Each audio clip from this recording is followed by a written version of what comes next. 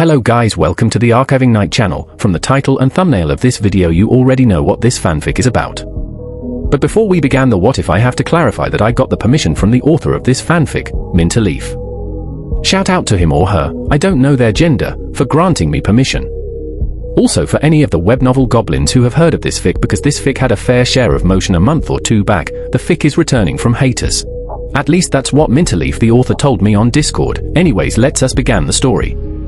Disclaimers, I obviously don't own Naruto or Jujutsu Kaisen. All respect to the actual creators of these pieces of fiction. Yo, the name's Jack Bartolozzi. And before you ask, no, I am not a relative of Joseph Bartolozzi. How I wish I was. Whatever, we are getting sidetracked. The point is, I just died, at 17. I didn't even become legal in this grand game of life. It wasn't even in the kind of way I would have wanted to.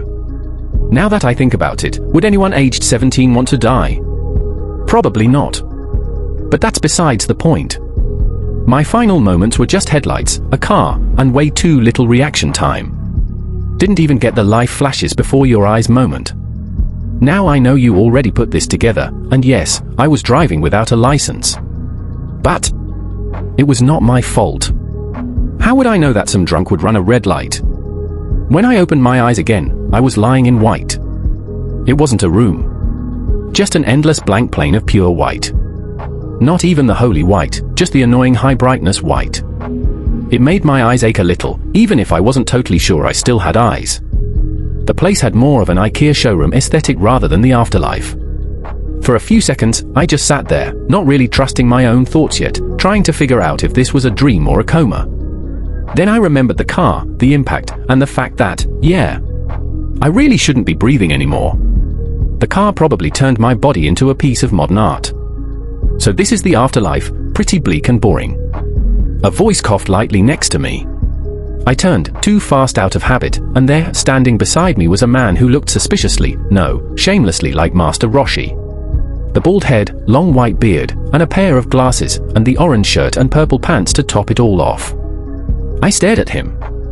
He stared back, an amused look on his face. Okay, I finally said, because silence was somehow worse. Is this the part where you inform me of whether I go to heaven or hell? He chuckled. No, you are not here for that. Right. I scratched my cheek, mostly because I needed to do something with my hands. So, are you God? Or did the big man outsource customer service to Dragon Ball characters? Close enough, he said with a shrug. Congratulations! You're here because you won a 1 in a billion chance at reincarnation. He had a grin on his face, probably at my reaction. I blinked. Reincarnation. Lottery winner of the dead. That was honestly better than I expected. Then it finally hit me. I was dead. Never again would I get to speak to, let alone see, any of my parents or friends. My expression saddened at the realization. However, I remembered something my dad told me at my grandfather's funeral. The life of the dead is placed in the memory of the living. Except this time, I am the one who's dead, and my loved ones are alive. So how does that work? I came to peace with my situation while I had forgotten what Master Roshi said, or that he was even there. Until I remembered what he said again. The shock wore off faster than it probably should have, and excitement rushed in to fill the space like it had been waiting in the hallway. Instantly, my brain started flipping through universes like a weeb scrolling through an illegal streaming site. Which universe should I choose? There are so many to choose from. That was when I realized I should probably reincarnate in a universe where people didn't die every other Tuesday. He snapped his fingers, bringing me out of my thoughts. A giant, colorful wheel appeared right in front of us, as if he heard my thoughts. Yes. Exactly like those YouTube challenge wheels. It felt wrong and weirdly fitting at the same time. I groaned. Loudly. You have got to be kidding me. Really? The randomized challenge selector. He smiled in that ancient cosmic being who enjoys my suffering kind of way that suggested he had excellent job security. This wheel contains every universe you have at least some knowledge of. Where it stops is where you go. It was RNG. Of course, my eternal fate was going to be decided with the same budget as a clickbait YouTuber. Why wouldn't it be? I flinched when the wheel spun without warning. This bastard couldn't have, warned me. I watched it turn, my soul slowly separating from my body, or whatever counted as my body now, in advanced preparation for disappointment. Eventually, it clicked to a stop. The words flashed clearly. Naruto. My face probably turned the color of ash. Look, I've watched Naruto. I know exactly how that world works. It's beautiful, emotional, and full of friendship, and also genocides, child soldiers, and trauma-fueled eyeballs. I didn't have Naruto's stubborn willpower. Or his way with words that somehow sways even the most genocidal maniacs. Also, the only fight I'd ever been in was in middle school. Yeah, can't really call that a fight either. I was mentally planning my funeral inside my second life when the old man snapped his fingers again. The wheel vanished, and another replaced it. This one was filled with names of abilities of various characters I recognized way too quickly. My mood did a full 180 so fast it gave my non-existent stomach whiplash. Okay, I said slowly, now we're talking. He didn't even bother explaining. The wheel spun on its own, colors blurring into each other. I leaned forward, watching every tick like a gambler with negative self-control and a personal grudge against good decisions. Time seemed to slow as the pointer crawled toward a section labeled human fruit. Chopper's devil fruit. Now look, I love the furball as much as the next guy, but are we actually deadass? No. Absolutely not. I was actually ready to punch the divine wheel of misfortune. The pointer hesitated, lingered like it wanted to ruin my new life just a little more, then skipped forward and stopped decisively. 6 eyes and limitless. I stared for half a second, my brain lagging, then threw my hands up and yelled. I didn't even care how undignified I looked. I just rolled the power of the strongest, at least in his verse. But what matters is that Gojo Satoru could very well hold his own in the Naruto verse. I laughed, real laughter, shaky around the edges but honest. Yes. Okay, this I can live with. Or reincarnate with this. I'd binged the JJK anime and read through the manga enough times to know exactly how his power worked off the top of my head. For the first time since I died, the fear quieted a little. Not gone. Just finally sitting down. Then a question arose in my mind. There is no cursed energy in the Naruto universe, so how would the 6 eyes and limitless work? Even though I had a decent idea of how it would function, I still voiced my concerns. So how would my 6 eyes and limitless be adapted in a universe without cursed energy? The 6 eyes would be a rare dojutsu of a certain clan, and it would allow the wielder to do exactly what it does, Master Roshi explained, rather bluntly. Would it be too much to tell me which clan I'll be reborn into? I asked, hopeful that the deity would be generous enough to let me know. It's not a problem, but where's the fun in that? I don't know what I was expecting, but at least it was worth a try. I let out a scowl, letting the cosmic being know of my annoyance. Whatever, just tell me how limitless would work. I asked, already wanting to be on my way to the Naruto universe. The same way, except the power source for limitless is chakra instead of cursed energy, Master Roshi answered. Figures. Well, that's it. I guess. So send me away. I said, as I thought of how I would be reincarnated into this new universe. Oh, there's one more thing I almost forgot to mention, the deity spoke up, letting out a small chuckle. Since when do celestial beings have dementia? I was about to voice my thoughts when he spoke up again. You will only remember a small part of Naruto. What? I shouted, my mind being thrown in a loop. Alright, while I did have a broken ability that would allow me to survive in the Naruto world, knowing the key events and plotlines of the anime was a key reason as to why I was so calm about this. And I am guessing you won't be telling me which part I'll remember. Yes. TCH, figures. Is there anything else you need to tell me? Stupid dementia-ridden god. Yeah, only one thing. I can hear your thoughts, he replied, to which I stiffened up. I mean, he's a god. Damn it, should have seen that one coming. My bad. No hard feelings, right? I apologized with a small bow to show how genuine I was being. However, his facial expression remained the same, then he grinned, after which he brought his arm up to snap. Goodbye, Jack Bartolozzi, he said, and snapped before I was able to reply. Everything went to black. He didn't answer my question, should I be worried? Nah, he is a cosmic being. There's no way he would be offended by a mere mortal, right? Let's just hope that he doesn't take after any Greek gods. My train of thought was so engulfed by the idea of whether or not Master Roshi, or whatever that guy was, petty enough to get back at me for that comment. Then it clicked, or more like my mind threw that plate of thought out the window, when I realized I was still in the dark. Shit! I can't see. I can't fucking see. My brain jumped straight into the boiling vat of panic as I was reminded of how the fuck around and find out diagram functioned. Great. You had to run your mouth. That petty old man must have transported you into the void. Wait. After I calmed my mind down, I began to think about it logically. Then I figured out my current predicament. It's an enclosed space and a soft pressure around me, and then I felt it, a heartbeat. That wasn't mine. I am in my mother's stomach. Honestly? Kind of funny. Reincarnation stories usually drop you straight into the body of a kid. I was just floating. Like soup. Waiting for biology to do its job. Thank God, or Master Roshi, whatever, it doesn't matter. I haven't been banished to the void and have been reborn in Naruto. Well, technically, I haven't been reborn yet. At least this gives me some time to gather my thoughts. That reminds me, the Baldus god did mention that I would only remember a small part of the story. So I am pretty sure a preborn baby shouldn't be able to see. At least not in my mother's stomach, but I could, somewhat. This led me to the conclusion that the six eyes must have already awakened. I couldn't see in the traditional sense, but it didn't matter. I was being fed a constant flow of information, and from it I could feel my surroundings. I could feel its flow, its rhythm, the way it pulsed like a living thing. During the past month, at least I think a month passed, I really don't know. My sense of time has messed up. But that's besides the point. I tried to figure out what I still remembered about Naruto. Blank. I didn't remember a single arc. I knew for a fact that the name was the title of the anime, but I couldn't bring to mind the main character. That bald fuck. I focused instead on what I still had. I understood chakra. Concepts came easily. How coils worked, what training did to a body.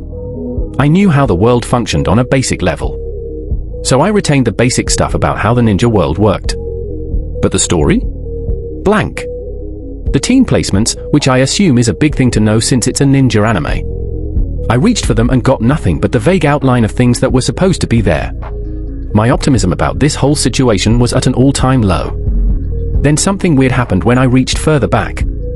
Hashirama and Madara duking it out. The founding of the villages. Tobirama's era.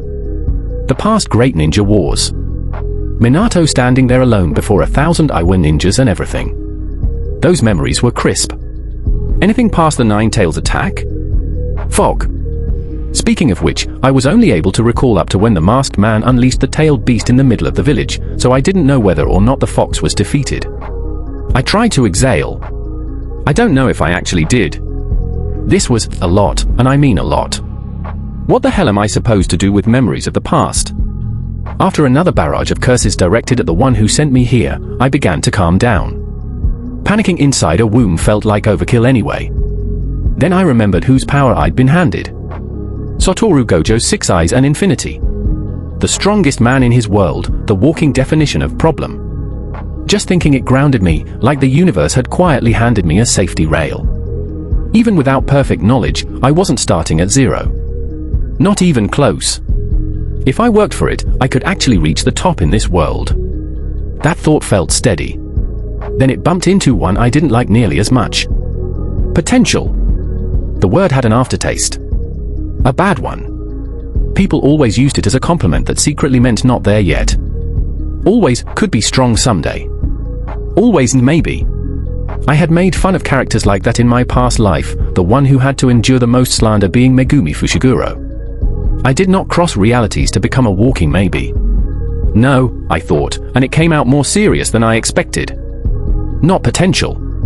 Not could have been. No theoreticals. Real. Eventually, sure. But real. For now, there was nothing I could do except wait while biology did its thing. Time passed in a way that didn't feel like time, just drifting in warmth, listening to a heartbeat that had started to feel familiar. Then control crept in, bit by bit. Fingers. Limbs. The vague ability to move like a badly calibrated puppet. Eventually my eyes finally opened, and light hit hard enough to make everything feel too big. Right. Birth time. Instinct took over before I could think about the logistics. I kicked. Hard. Probably more aggressively than necessary. Everything tightened and shifted around me, and it went from calm to chaos in about 5 seconds. A strangely soft pressure and movement. Then air. Cold, raw air hitting my lungs, and my body forced to cry out before I had the chance to decide if I had feelings about it. That was the moment it actually clicked. I was here. Born. And I could see clearly. Not blurry newborn vision, not vague shapes. Faces. Movements. Shadows layered over glowing chakra networks like threads under skin. A nurse lifted me with that careful, practiced way people have when breakage is possible. Her chakra was steady, but her expression wasn't. Something soft and sad sat in it, and even without context, it lodged under my skin. Before I could untangle it, I was carefully cleaned up, then handed off again. Warmth. Real warmth this time. Gentle hands and a heartbeat I recognized from months of borrowed safety. My mother. She looked tired in the way people do when they've given absolutely everything and still somehow have more to give. My newborn baby eyes widened a bit as I stared at her face. My attention was caught by her eyes. They were a pale lavender color. If you didn't know about it, you'd probably think she was blind, but I knew. She's a Hyuga, and by how her forehead had a distinct lack of a certain seal, I was able to deduce that she's from the main branch of the clan. I've been reborn as a main branch Hyuga with SATORU GOJO'S power. That made sense when I thought back to my questioning of the old deity. My powers had been adapted to this world's rules. Becoming a Hyuga was the cleanest way to do it. I was grabbed out of my thoughts when my mother leaned in closer. She pressed her cheek lightly against mine. Her voice was faint but steady, like she refused to let her exhaustion mess with the moment. She said something, and I was barely able to hear it as my hearing was still that of a newborn. But I still caught the important part. No matter what happens, remember that mommy and daddy love you, Hikari. Something tightened in my chest. I didn't know how to react to it. I already had parents, and I still could vividly remember them. This Hyuga woman, whom I didn't even know the name of, was bringing me to tears as I realized that it was probably a goodbye. At least it sounded like one. Gotta love a child's unwavering love for their mom, I thought, trying to shoo away the confusion as to why I felt such sadness and sorrow. For a few seconds, I let myself stay there, wrapped in that warmth. I didn't notice what the 6 eyes were already showing me. Or rather, I did, but I wasn't looking. The information was there in the background of my perception. The chakra around me wasn't steady. It was thinning. But I was too lost in my thoughts to acknowledge it. My mother's chakra, that had been soft and full, was fraying, thinning around the edges. The steady flow inside her coils had become uneven, skipping beats like a song played on a broken speaker. The warm center that had sustained me was dimming faster than I could pretend it wasn't. The realization landed like a punch I was too small to take. She didn't have much time. An hour at best. Probably less. And when I reached outward for another signature that should have been there, a second presence, someone pacing or praying or panicking, there was nothing. From what she said, I already kind of figured my father was dead, but that confirmed it. Neither parent making it to my first coherent sentence. Great start to life. The thought wasn't fair, and I knew it, but grief doesn't really check for fairness before it shows up. I didn't even know her name, but the bond was already there, rooted deep, stubborn and irrational and real. Her arms trembled like she was trying to memorize the feel of me. I wanted to say something back. To promise something dumb and dramatic or just tell her I was here, I saw her, I understood. But all I had was a newborn body and a throat designed exclusively for crying. So I stayed there. Her smile was small but warm. Like she'd already accepted the ending and only cared about this part, about making sure I heard that one sentence before the light faded. I'm sorry, I thought, because it was the only thing I had. I see it. I just don't know how to stop it yet. For that moment. Just that one, I stopped thinking about my situation, powers, plans, all of it. It was just her and me. And even if this life had already started by taking instead of giving, even if everything ahead of me was complicated and bloody and unfair, one thing was simple and absolute. She loved me, and that was something. She died while I was still in her arms. Her breathing just stretched out between one beat and the next and never came back. Warmth stayed in her skin longer than she did, like the room hadn't caught up yet. Then it was gone.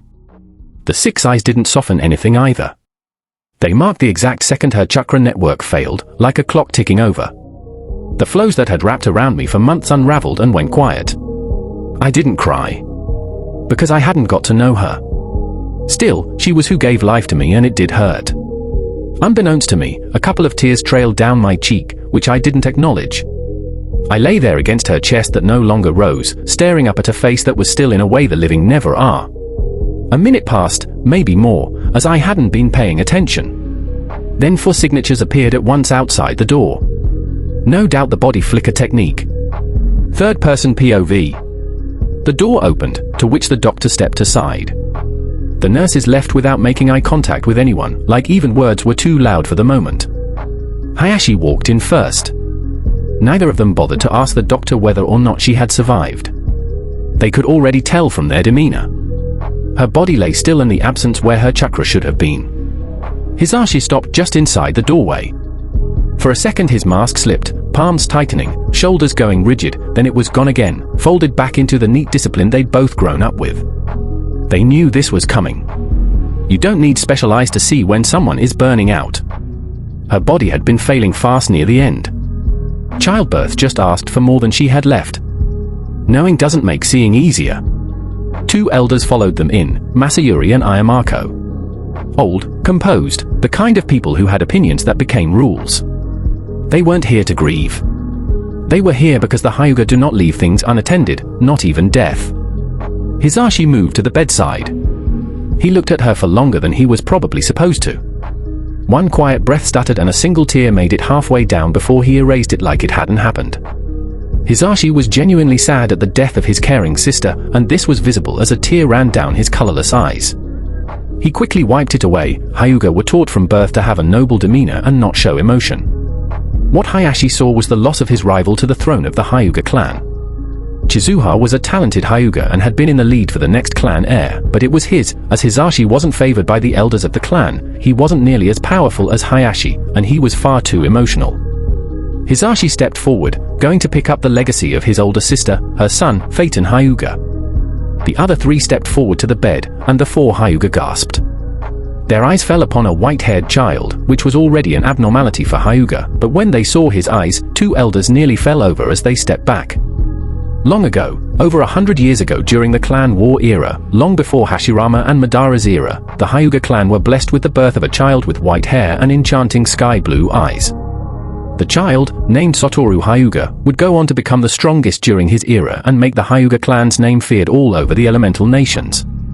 With his rare mutation Byakugan bloodline limit, which he named the 6 Eyes, along with it the Limitless, a space-time chakra barrier engulfing his body which made him untouchable.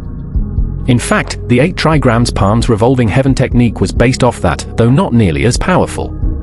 Satoru was said to be a 1 in 100 years prodigy, and once again, the Hyuga clan were blessed. First-person POV.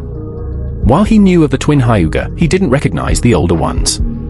Must be the elders, he thought as he stared at the leaf headband on the forehead of the one holding him, Hayashi Hyuga. One thought was on his mind: what would they do to him? The Hyuga clan were really uptight about their rules, and someone who did not resemble the ideal Hyuga wouldn't be appreciated. But he was confused, as they looked at him in awe, especially the older 2, who were staring at him like they had just found the fountain of youth. "What's up with that?" he questioned. They began to talk among themselves, and even with his baby ears, he was able to catch the general gist of what they were saying. From it, he figured it out. Apparently, there had been a 6 Eyes wielder in the Hyuga clan way before him, so now he knew why they were so eager to see him. This did complicate things, because this meant that the Hyuga clan standing within the village would be higher. He was glad, because at least he wouldn't be thrown out of the clan or into the orphanage. But with how there had already been a wielder of the 6 Eyes, this meant that the ninja world knew how powerful, how dangerous, a 6 Eyes wielder would be.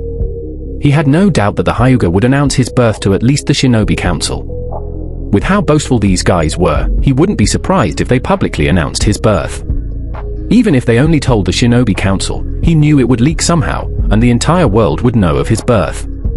But he knew they wouldn't let anything happen to him, for he was the one who would bring the damn Uchiha down and return the Hyuga to the throne as the strongest and most feared clan in the world. So he would essentially have Gojo Satoru's childhood. And even without remembering every detail of the future, I knew that wasn't exactly the kind you look back on fondly. I already had a general idea of how the first 3 years of my life were about to go, and the first 2 years went by as expected. Though it was pretty boring, as I was never, and I mean never, out of the sight of at least 2 Hyuga Jonin guards. This meant I wasn't really given any time to myself, but life was easy. I didn't really have anything to complain about. I was well fed, given anything I wanted, and my birthdays were celebrated like a clan holiday, if a clan holiday was all the adults giving me gifts and their children looking at me weirdly, or the older ones looking at me with envy. I mean, I didn't blame them. They were probably being compared to me and held to my standard, even though I hadn't done anything to warrant the kind of status I had. I was still potential, after all. These guys were not being genuine. They weren't looking at me for what I was, a child. All they wanted was to be in my good graces and make me feel like I owed them something by treating me well and controlling me. But I wasn't given the 6 eyes to not see through their bullshit.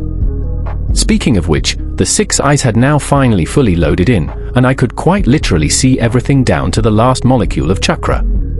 As you would guess, this put a huge strain on me, and so I began to wear a blindfold, which was given to me by the only 2 people from whom I could feel genuine affection and care. And they were Hisashi Hyuga and his wife, Hyuna Hyuga, the 2 of them essentially my caretakers, even though I lived at the clan head's estate. Hayashi was chosen to be the clan head. My boring routine of a life finally came to an end a bit after my 3rd birthday. I was beginning my training, as my chakra coils had now matured enough to handle usage of chakra. It was Hayashi's words after Hisashi objected to it, which I appreciated. He was looking out for his niece, but frankly, I had to side with Hayashi on that matter. After I agreed to it, the matter concluded, and today was the day I began my training with Hayashi. It didn't block my sight. It just filtered it, brought the world down to a level where I could exist without feeling like I was being shouted at by reality. They were planning around it and setting boundaries before the burning fuse reached the bomb. And the strange thing was, for all their careful preparation, for all the meetings and whispers and measuring of potential, not a single person had stopped to ask the only question that actually mattered.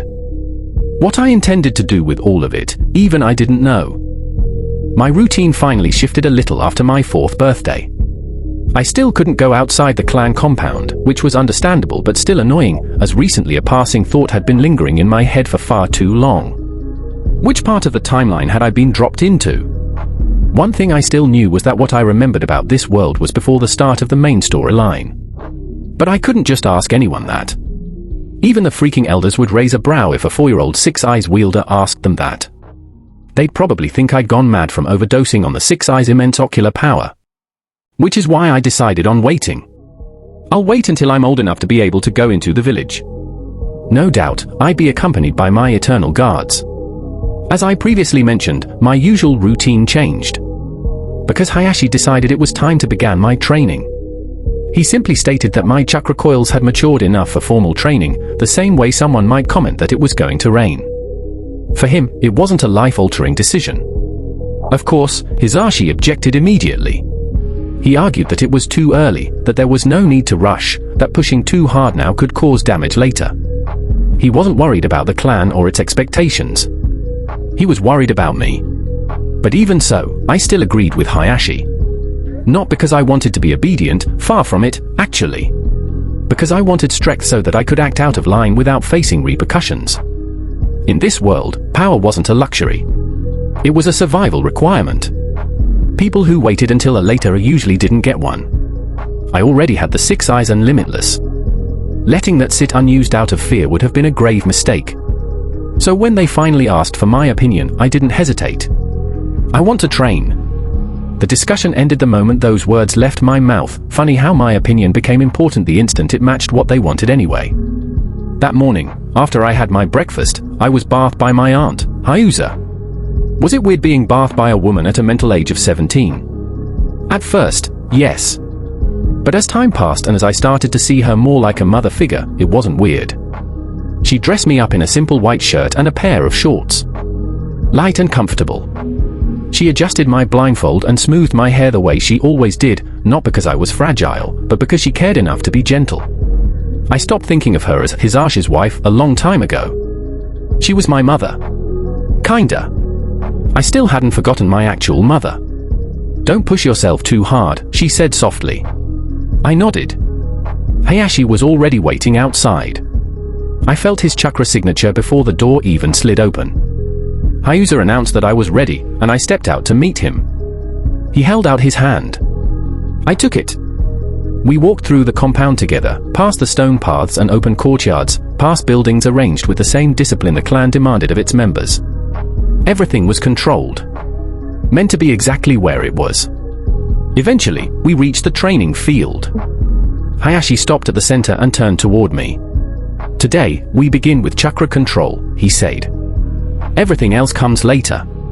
I nodded, walking up to him. Suddenly, he knelt down and swiped a leaf off the ground. I got an idea of what he was going to have me do as he placed the leaf on my forehead. "Direct your chakra onto the leaf and maintain it on your forehead," Hayashi directed, shortly before letting go of the leaf. I focused. Due to housing the 6 eyes in my sockets, to me, chakra wasn't just vague energy. It had a structure and a flow with precision. Every fluctuation stood out immediately and corrected itself just as fast. The leaf didn't move. Hayashi watched longer than necessary before silently moving on. If he was impressed, he didn't let me know, as his face remained with its usual expression, which somehow looked like he was angry. It was quite fitting for him to have a resting bitch face. Next, he demonstrated the tree walking exercise by walking up one of the trees on the outline of the clearing. Direct chakra into the soles of your feet. However, maintain a small, steady flow in order to stick to the tree without problems, he said, as he quite literally walked up the tree. A tinge of excitement injected into my 4-year-old body as I witnessed something that was impossible in my previous world. He walked down the trunk before gesturing for me to give it a go. I walked up to it, placing the sole of my right foot, or rather, my sandal, on the bark of the tree. I directed the flow of chakra to my soul, keeping it constant. Not a single speck of chakra wasted as I began to walk up the tree. Now how the hell is a 4-year-old kid able to do these chakra control exercises on his first try? Hayashi's train of thought was probably along those lines, or so I like to think, as the bastard's expression remained unwavering. 5 words. 6 eyes are fucking broken. In Jujutsu Kaisen, Satoru Gojo has near godlike control over cursed energy due to his eyes, so it's not really surprising that I would have the same type of control over chakra. To any other person, chakra is very complicated to control. Yet for me, nothing about it was unclear. Through my blindfold, I stared at Hayashi as I stood there on the tree horizontally. While I was waiting for what else he had for me, I sensed chakra flowing to his eyes. Third-person POV. Hayashi's now activated Byakugan eye stared at Hikari's chakra, specifically his coils, zooming in with the Byakugan's binocular-like ability. He was silently observing how the child's chakra network reacted as he walked down the tree, how it adjusted, refined itself and balanced output with no hesitation. He muttered to himself. This level of control. Hikari's face turned into a shit-eating grin, which he quickly softened. He had finally gotten a reaction out of the cold-hearted clan head. Was it supposed to be hard? Hikari voiced out, the smugness in his voice clear, which consequentially snapped Hayashi out of his thoughts. "Follow me," Hayashi ordered, swiftly turning around, and Hikari, despite being curious as to the abrupt ending to his training, followed suit.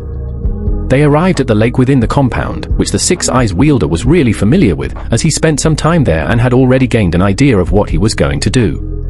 "I want you to simply observe and then replicate this," Hayashi said, before walking over to the edge of the dock. This statement caught Hikari's ear, and more so his curiosity. Could Hayashi be trying to find out how intricately he was able to sense chakra? Our white-haired protagonist observed intently as Hayashi walked on the surface of the lake, smiling a bit at how, in his previous world, Hayashi would have been worshipped if he were to perform the same action. Hikari walked up to the edge of the large body of water as his clan head had done a couple of seconds ago, who remained standing atop the lake. First-person POV. I stepped onto the water. The surface tension responded exactly how I thought it would. My chakra output adjusted automatically. I walked a slow circle across the water, simply observing the interaction. That feels weird, I said. I looked back at Hayashi, who just stared at me, and this time, even through his pale, usually emotionless eyes, I could see something. Then I realized this could be a great time to ask the ever-so-noble clan head of mine something. Can I try Limitless now? Hayashi seemingly hesitated for a second. Being the wielder of the 6 eyes, only you have an idea of how the Limitless technique functions, he said at last. In the records of Satoru Hyuga, it is only stated to be an invisible but impenetrable barrier of sorts. I already knew that, and as I figured, this Satoru Hyuga hadn't revealed, or at least written down, how the Limitless technique worked, at least not in depth. For those who don't know, the Limitless technique brings the concept of infinity into existence and manipulates it to create an invisible barrier that divides space infinitely. I'll throw in an example for those still confused. Let's say a kunai is thrown at Satoru Hyuga. The invisible barrier around him would prevent the kunai from ever reaching him by dividing the distance between him and the kunai into an infinite number of smaller spaces. Now do you understand how fucking broken this ability is? Which is why I need to learn Limitless as soon as possible, so that I can become more and more used to holding the technique up all the time. Not to mention, my level of mastery over infinity determines whether or not I'd be able to perform certain techniques. Also, the small fear of being kidnapped has been lingering at the back of my mind like an annoying fly. While it is highly unlikely, the probability of me being kidnapped or attacked is never zero, so I want to be prepared for when the time comes. Hayashi seemed to be studying me for a long moment. You may attempt it. So I did. And it wasn't dramatic. It wasn't forced. It simply settled. Space folded in on itself. Then nothing. Outwardly, there wasn't a flash of light or anything. It felt weirdly natural, having Limitless wrapped around my body. Hayashi activated the Byakugan again. He must assume that the barrier is made of chakra. It's not, though it is fueled by chakra. A perfect boundary existed around me, distance rewritten into something untouchable. I honestly never felt so. What's the word? Title card. I was snapped out of my inner monologue of world domination when Hayashi walked up to me. He reached toward me, and his hand slowed, then stopped entirely, unable to cross the infinite space between my white fluff of hair and his hand. I smiled slightly beneath the blindfold. Oh boy. Oh boy. This will never get old. He stepped back, and this time he didn't even try to hide the look of shock on his face. How I wish I had a phone, or at least a camera. A sudden idea popped into my head, and I quickly voiced it. Throw something, like a pebble at me. I was pretty confident that he'd agree to this. I could practically see the pot of curiosity bubbling over on his face. He knelt down, swiftly swiping up a decent-sized pebble, then walked a distance away from me. He held up a hand in warning before throwing it. The pebble sliced through the air with scary accuracy, aimed directly at my torso. I almost flinched as the pebble came an inch away from me. It halted in front of me, suspended in place, denied the concept of contact entirely, then fell onto the grass. I looked at it, feeling something warm unfurl in my chest. At the start of my training, life wasn't as boring as it had been so far. Keyword. Wasn't. That novelty wore off fast. Around the 3rd month, to be exact. After that, every day blurred into the same routine, chakra control exercises of varying difficulty and endless Hyuga-style training sessions. Over and over. If I had a coin for every time someone told me to correct your stance, I'd probably be able to pay for a S-rank mission. Speaking of the Hyuga. Even though I didn't possess the Byakugan, the clan elders quickly decided that the gentle fist would suit me perfectly. Their reasoning wasn't entirely flawed either. The 6 eyes allowed me to see chakra pathways and tenketsu in far greater detail than the Byakugan ever could. In theory, I was a perfect fit. In practice? Not so much. After 3 straight days of having either Elder Masayuri or Elder Ayamako criticize my starting stance, posture, breathing, foot placement, and, somehow, on my attitude, I gave up. Not because it was difficult, but because it felt wrong. Constricting. Like trying to force a square peg into a very judgmental circular hole. The gentle fist wasn't weak. Far from it. But it limited my potential, and one of my goals is to live up to it. And honestly, does Satoru Gojo strike anyone as gentle? That question alone should have been enough. So I did the sensible thing and voiced my opinion to the elders. As expected, the old crows were not pleased. Apparently, suggesting that a centuries-old clan tradition might not be the optimal path for me was considered disrespectful. Which, by the way, it wasn't. These guys were just somehow more sensitive than a Twitter user. Still, after a lot of talking, disapproving looks, and one elder dramatically sighing like I'd personally ruined his entire lineage, they begrudgingly admitted I had a point. It helped that historical records mentioned Satoru Hyuga, the only other known six-eyes wielder, had not used the gentle fist either. Unfortunately, his actual fighting style wasn't recorded. Because of course it wasn't. So I couldn't even follow a blueprint or guide. Which meant I had to do the unthinkable. Develop my own fighting style. Just great. Still, I had time. About a year before I'd be enrolled in the academy, and however long I'd spend there trying to get my shit together before the Naruto world inevitably tried to kill me in increasingly creative ways. Plenty of time. Probably. While we're on the topic of getting my shit together, there was one massive, glaring issue I'd been aggressively ignoring. I still had absolutely no idea where I was in the damn timeline. I had a rough guess, sure. From what little context I could piece together, this had to be somewhere around the beginning of the actual timeline. Early enough that things still felt calm. Too calm. Everything I knew about this world told me that peace was temporary at best and a cruel joke at worst. The problem was that early Naruto still probably covered a very wide range of impending disasters. I mean, it's a shonen anime for cry out loud. So yeah, not knowing exactly when I was born was slowly driving me insane. That frustration wasn't helped by the fact that I still hadn't been allowed outside the compound. At all. Don't get me wrong, I knew how privileged my situation was. Living inside the Hyuga compound meant safety, comfort, and an environment most people in this world would only ever dream of. But after months of seeing the same houses, the same trees, the same perfectly maintained gardens and hallways, it stopped feeling luxurious and started feeling suffocating. And the walls. God, the walls. Those tall, looming, Shiganshina-ass walls surrounding the compound had started to piss me off more than they reasonably should. Every time I saw them, it felt less like protection and more like a very polite prison. I am a bit of a Yeagerist, I guess. What really got to me, though, was the isolation. I hadn't had a real conversation with someone who shared my interests in, well, ever. Hisashi had been buried in missions lately, barely around long enough to exchange more than a few words. Even Hyuga had been swamped with work at the Konoha hospital, often coming back exhausted, so I didn't want to bother her. Weirder still, a lot of the Hyuga Jonin and Chunin had been absent recently. The compound felt emptier than usual, and from what I'd overheard, the number of missions had spiked out of nowhere. Who? Must be a busy season or something. Does mission rates in the Land of Fire fluctuate with the weather?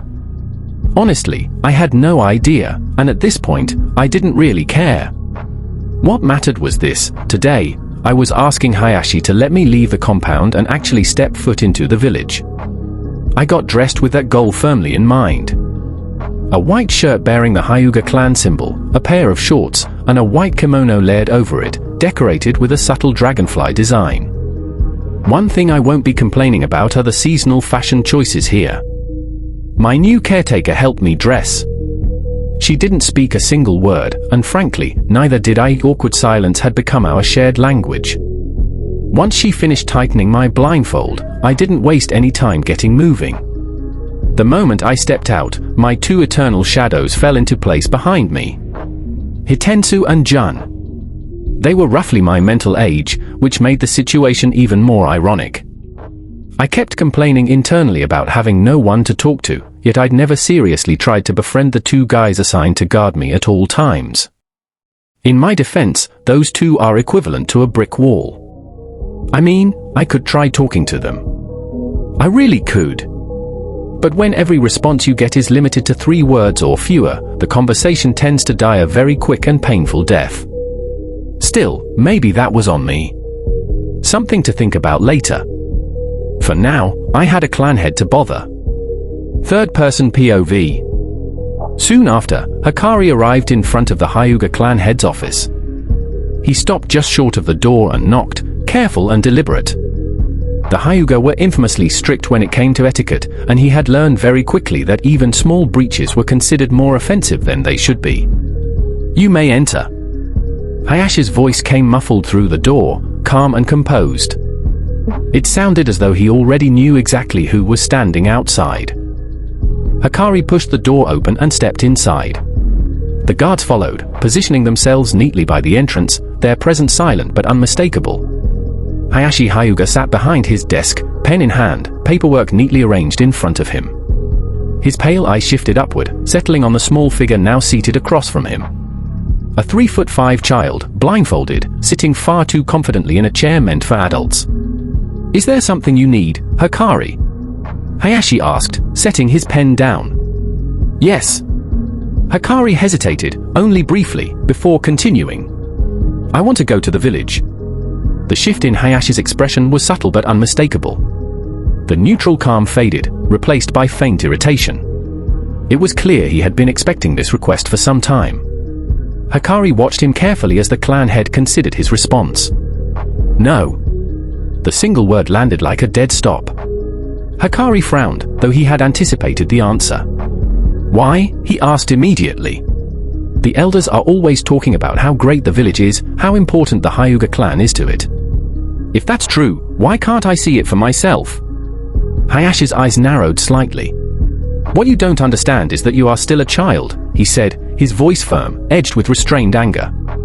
"And not a normal one. Until the time is right, you will be kept out of the public's eye." Silence stretched between them. Hikari didn't respond right away. Instead, he sat there, blindfold tilted slightly downward, a small grin slowly forming on his face as the seconds ticked by. "Well," he said at last, lifting his head, "if you won't allow it, I might as well go out on my own." The reaction was immediate. Hayashi's eyes widened, shock flashing through them before being drowned out by anger. He slammed his fist against the desk, the sharp sound echoing through the room and likely into the hallway beyond. "You dare threaten something like that?" he demanded, his voice rising. "Yes," Hikari replied calmly. Then, as if offering a perfectly reasonable alternative, he added, "Or you could let me go on your terms. With those two escorting me." A sly smirk tugged at his lips. He could tell he'd struck a nerve. Hayashi stared at him, jaw tight, pride and fury warring behind his expression.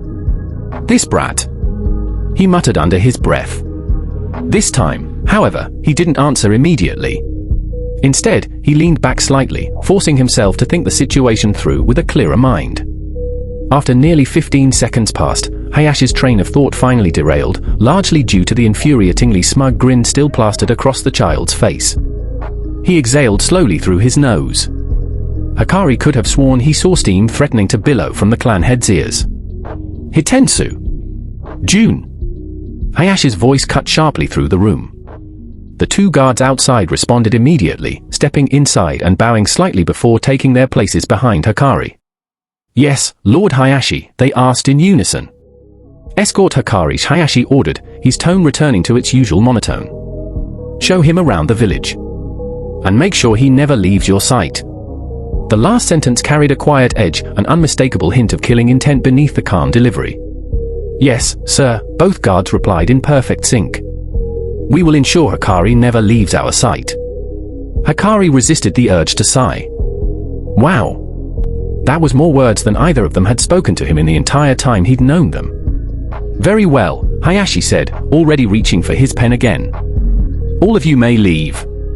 Hikari didn't need to be told twice. He hopped out of the chair, white hair bouncing as he turned and practically bolted for the door. Hitensu and Jun followed close behind, falling into step with practiced precision as they exited the office. For the first time since waking up in this world, Hikari was finally heading outside the walls. And whatever waited for him in the village, it sure as hell had to be better than another day staring at the inside of the Hyuga compound. Hayashi remained seated long after the door closed, listening as the sound of footsteps gradually faded down the corridor. Silence settled over the office. For a moment, he simply stared at the door, his thoughts drifting elsewhere, backward, to a time before the Six Eyes wielder had the guts to threaten him. Flashback, 2 years ago. The same office felt different then. Hayashi sat in the chair opposite the clan head's desk, posture straight and formal. To either side of the desk stood the two elders, Masayuri and Ayamako, their expressions grave. Behind the desk sat Hikashi Hyuga, his father and the current clan head. Age had not been kind to Hikashi's body. His long, once dark hair had dulled into grey and wrinkles marked his face clearly. Yet none of that diminished his presence. If anything, time had sharpened it. The weight of authority clung to him as naturally as breath. Hikari Hyuga, the 2-year-old bearer of the 6 eyes and wielder of Limitless. Techniques long believed lost to time, now reborn within the Hyuga clan for the first time in a century. Only the second individual in the clan's recorded history to possess either, let alone both. Lord Hikashi, Hayashi said carefully, breaking the silence. I believe we should inform the Hokage of the 6 eyes' return. Hikashi's gaze shifted slowly, drifting from Hayashi to the elders at his side. Is that wise? He asked calmly.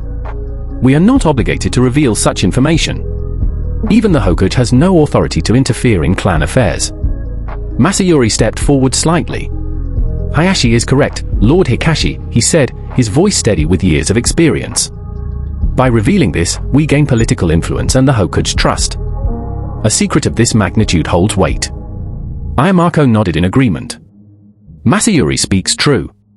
This could be the decision that allows the Hyuga to surpass the Uchiha in political standing. The faint venom in his voice at the mention of the rival clan did not go unnoticed. Hikashi leaned back in his chair, fingers steepled as he considered their words. The room remained tense, none daring to interrupt his thoughts. Finally, he nodded once. Very well, Hikashi said. Hayashi, inform the Hokage. The Hyuga clan will call for a council meeting. We will reveal the news to the village. Hayashi bowed his head slightly. As you wish. He turned and left the office without another word. Hikashi watched him go, eyes lingering on the closed door. Slowly, a smile crept across his face, thin and undeniably proud. He had chosen his heir well. Finally. Hikari Hyuga out in the wild. The thought made its way through my head the moment I stepped beyond the Hyuga compound gates, earning a grin I didn't bother hiding. First time outside the walls, first taste of freedom and, of course, it came complete with my eternal guards. Some things never change. My foot met the stone path leading away from the compound, the surface dusted with a thin layer of snow that crunched faintly beneath my steps. I turned my attention forward, toward the village in the distance. Even without seeing it directly, I could feel it. A massive concentration of chakra clustered together, dense and alive in a way the quiet compound never quite was. A cold gust of wind swept past me, sharp enough to bite. It lifted my short white hair and tugged at my kimono, fabric fluttering briefly before settling back into place. Then in an instant the wind simply couldn't reach me. Limitless caught it instinctively, dispersing the force before it could do more than brush my skin. I noticed the pause immediately. Both guards had stopped staring straight ahead. Even through the blindfold, I could feel their attention on me, focused. In awe, maybe. The taller of the two was the first to move, stepping closer and extending a hand toward me. There was hesitation in the motion, but also something genuine beneath it. I took his hand without comment, and we started walking again, the village drawing closer with each step. The other guard, Hitensu, took position on my opposite side, just a pace behind me. As we continued down the path, I could sense how tense they were. Every fluctuation in chakra, every distant movement seemed to set them on edge. I couldn't really blame them. If anything happened to me, I had a feeling they'd be buried before my body even cooled. Smoke curled from my mouth as I finally broke the silence. So, I said casually, "What are your names?" Both of them hesitated mid-step before continuing on. The tension around them eased, just a little, like a cord loosening after being pulled too tight. "My name's Jun," the one holding my hand said, glancing down at me. "And that's Hitensu." Jun's short black hair fluttered in front of his pale eyes before he casually slicked it back. Hitensu's hair, by contrast, reached his neck and was tied neatly into a man bun.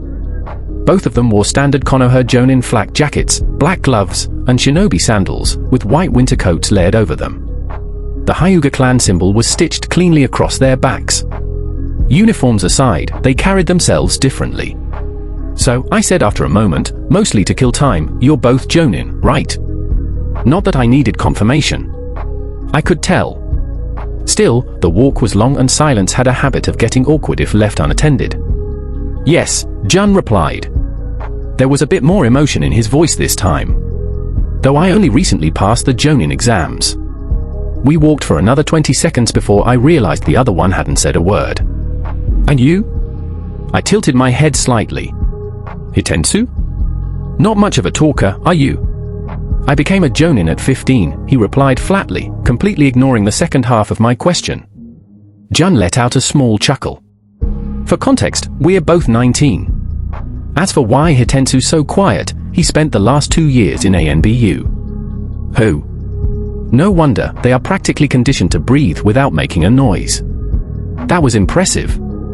Though, admittedly, the bar for impressive in this world was a little warped, as Kakashi had been an ANBU captain before his puberty had started. Prodigal child soldiers. Gotta love it. My thoughts cut off as we finally crossed into the capital. I could feel it immediately. The chakra density surged, layered and overlapping in every direction. Buildings of all shapes and sizes stretched out before me, their rooftops sturdy enough to sprint across without a second thought. Civilians and shinobi alike moved through the streets, each wrapped up in their own routines, conversations, and destinations. I'd seen Konoha dozens of times in the anime. But this was different. A wave of goosebumps ran through me as I slowed, taking it all in. The sounds, the movement, the sheer life of it all pressed in around me, vivid and overwhelming in the best possible way. Seeing it on a screen was cool. Standing here, in the middle of it, was something else entirely. My moment of quiet didn't last very long. "So," Jun said beside me, breaking the spell far too easily, "where would you like to go first? Hikari? The park, the playground, or maybe the academy? I hear they're holding the genin exams today." That got my attention immediately. "The academy," I said without hesitation, the excitement bleeding straight into my voice. "Definitely the academy." Jun smiled faintly, and we set off again. As we made our way through the village, I continued taking everything in. Civilians and shinobi alike glanced in my direction, some out of curiosity, others with barely concealed interest. A few kids whispered to each other and pointed, though I ignored it.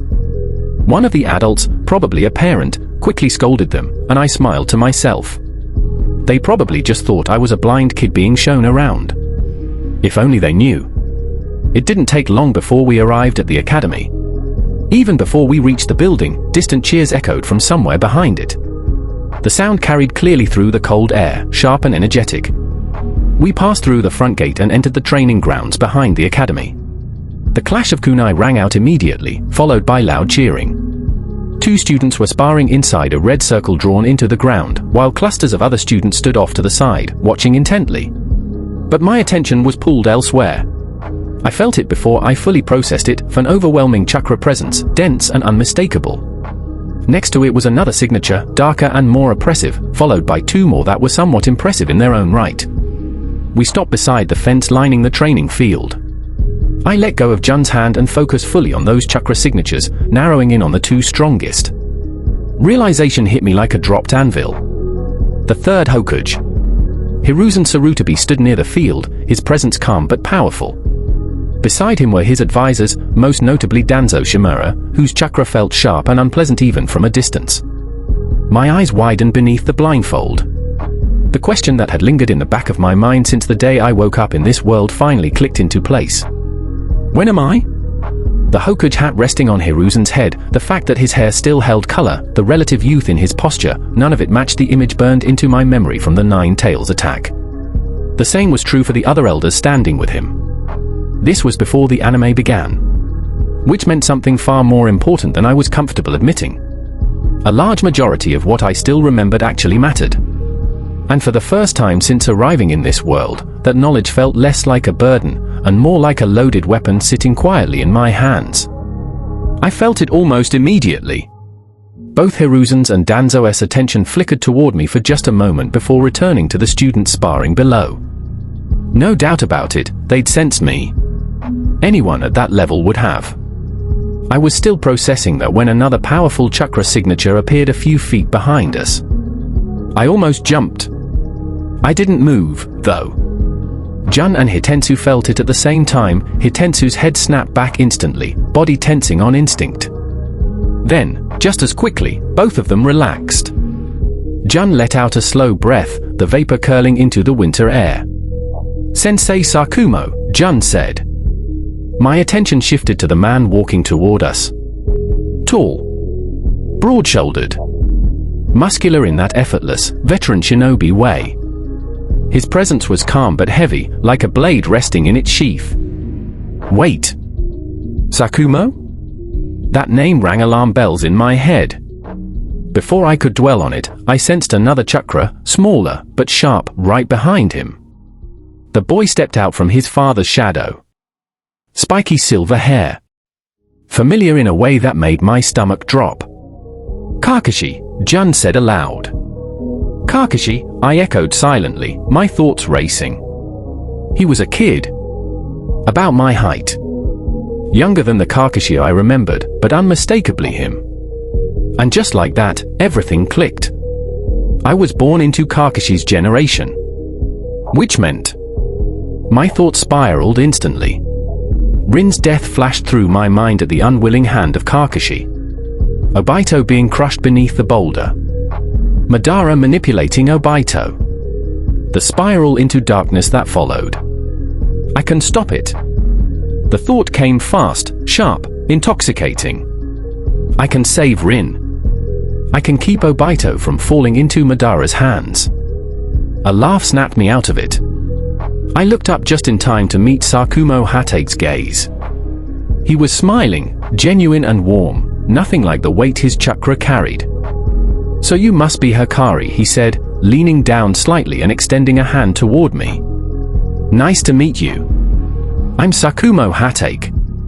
He didn't hesitate or question the blindfold. He already knew who I was. I stared at his outstretched hand for a moment, then took it. The white fang of the leaf, and more importantly Kakashi's father, who will commit suicide. I shook his hand, then turned my head toward the smaller copy of him standing nearby, same hair, same posture. "Go on, Kakashi," Sakumo said, giving his son a light nudge forward. "Introduce yourself. You'll probably end up in the same class." Kakashi nodded once and stepped toward me. He looked me over for a second, eyes lingering on the blindfold, then held out his hand. "Kakashi Hate," he said, flat and matter-of-fact. "What's your name?" "Hikari Hyuga." "Nice to meet you, Kakashi." We shook hands. His grip was firm for a kid, which somehow didn't surprise me. After that, we turned back to the sparring students. Jun stood near me, still talking quietly with Sakumo. Kakashi was on my left, Hitenso on my right, his guard never fully dropping. Time passed like that, watching kunai clash and listening to cheers rise and fall. Eventually, Kakashi's curiosity won. "How do you see with the blindfold on?" he asked bluntly. I glanced at him and barely managed not to laugh at the look on his face. "The same way you talk with a mask on," I replied without missing a beat. He stiffened. "What does that even mean?" His tone sharpened. "Do you just have your Byakugan on all the time?" That one caught me off guard. He knows about the Byakugan? At 4? "No," I said. "I don't have the Byakugan." He frowned. "But you're a Hyuga." "Yeah. I just have something else instead." I tapped the edge of my blindfold. 6 eyes. "You have 6 eyes." Kakashi half shouted, his usual detached expression finally cracking. That did it. I couldn't hold it in anymore. I laughed, and judging by the sound, Sakumo did too. Kakashi clearly didn't appreciate being laughed at. He let out a sharp breath through his nose and crossed his arms. I calmed myself and reached up, slowly lowering the blindfold. I felt it immediately, the attention. Jun, Hitensu, and Sakumo all went quiet. When I opened my eyes, the 6 eyes flared to life, the familiar sky-like glow reflecting in every gaze locked onto me. No one spoke. For a moment, they just stared. "The 6 eyes are a dojutsu," I said simply. That was when I noticed 2 more gazes settle on me. Hiruzen Sarutobi and Danzo Shimura. And this time, neither of them looked away when my eyes met theirs. Flashback, 2 years ago. The Konoha Council chamber was louder than usual. The Shinobi Council occupied the right side of the room, veteran ninja, active elites, and the heads of Konoha's major clans. Across from them sat the Civilian Council, made up of influential merchants, landowners, and a handful of representatives pushing for social reform. Monetary and physical power shared the same space. At the center of it all sat the third Hokage. Next to him, Danzo Shimura. Hiruzen Sarutobi cleared his throat, the sound sharp enough to cut through the chatter. Conversations died down almost instantly. This council meeting has been called at the request of the Hyuga clan, he announced. Clan head Hikashi Hyuga will now speak. All attention shifted toward the pale-eyed man as he stood. For the past 2 years, Hikashi began, the Hyuga clan has safeguarded a secret of great importance. One that we believe can no longer remain hidden from the village. Murmurs rippled through the room. Even Danzo Shimura, seated beside the Hokage, angled his head slightly in interest. This secret, Hikashi continued, dates back more than a century to the clan war era. That alone made several council members stiffen. During that time, the Hyuga clan was blessed with a child born bearing 2 bloodline abilities never before recorded. Hikashi paused deliberately. The 6 Eyes Dojutsu, and the Limitless Technique. Confusion spread immediately. Some clan heads' brows rose. Others exchanged looks. Most clearly had no idea what he was talking about. Hiruzen's expression sharpened. The wielder of these abilities, Hikashi said, was Satoru Hyuga. That name hit differently. Those who heard of it before reacted instantly. Those who knew aside from the Hokage were a couple of the clan heads. Most notably, Tsunade Senju and Kagami Uchiha. Several of the older shinobi eyes widened, recognition finally catching up. Satoru Hyuga rose to become the strongest shinobi of his era, Hikashi continued. He stood at the peak of the elemental nations, elevating the Hyuga clan above even the Senju and the Uchiha. A bold claim, but no one challenged it. After his death, the 6 Eyes and Limitless were believed lost, Hikashi said. Until 2 years ago. The room went silent. A child was born to the Hyuga clan, he finished. Bearing the same bloodline abilities. He lowered his head slightly. His name is Hikari Hyuga. The chamber remained silent as most didn't have anything to say. Hiruzen exhaled slowly, already calculating the political consequences. Danzo, meanwhile, showed no outward reaction, only quiet interest behind his single visible eye. A certain busty blonde had a thinking look adorning her pretty face. She recalled a memory from when she was a genin, sitting across from her uncle Tobirama during one of his lectures. After he finished explaining the major clans of Konoha, she had asked the question that bothered her. Why are the Hyuga considered rivals to us and the Uchiha? She'd asked. Their eyes don't seem that strong. Tobirama had gone quiet for a moment. Then he answered. Because one Hyuga once stood where no Senju or Uchiha could. He told her a name. Satoru Hyuga. The man who had killed her great-grandfather, Butsuma Senju, and an entire team of elite Senju warriors alone. Back in the council chamber, Tsunade let out a sigh. The rest of the genin exam passed without anything worth remembering. Even if something noteworthy had happened, I probably wouldn't have noticed. My head was too busy. Now that I finally knew where in the timeline I'd been reborn, things were starting to line up, and that was honestly, it was more terrifying than comforting. Obito's so-called death. Rin's actual one. Those were the obvious ones, the tragedies everyone remembered. But they weren't the only disasters waiting around the corner. Sakumo Hatake. In a few years, Kakashi's father would commit suicide. I couldn't remember Kakashi's exact age when it happened, just that it was early, way too early. Young enough that it permanently broke something in him. Young enough that his view on life changed overnight. Then there was the big one, the Third Great Ninja War. If my memory wasn't completely screwing with me, it was still years away, but not that far. 7 or 8, maybe. Kakashi had been around 12 or 13 during it, which meant I had roughly the same amount of time to get my shit together before the world decided to light itself on fire again. 7 or 8 years to prepare. Not a lot, considering what I was dealing with.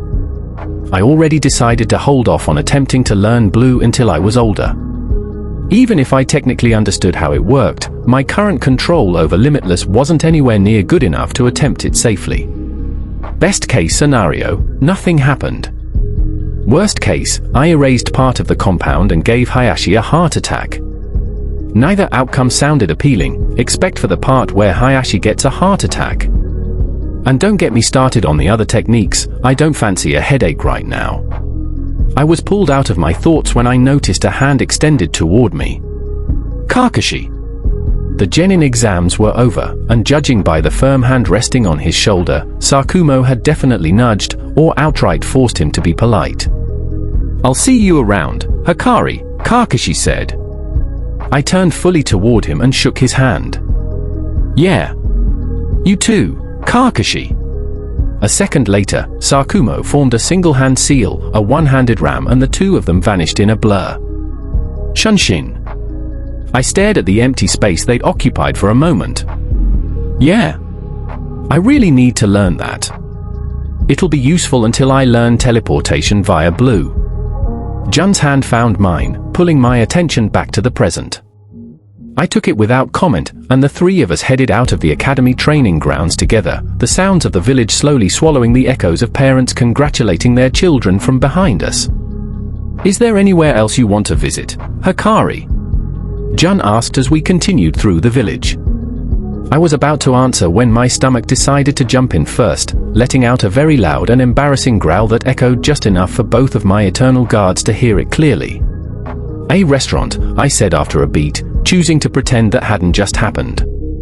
"You guys know any good places?" I tilted my head up toward them, and to my surprise, Hitensu's pale eyes lit up, just a little.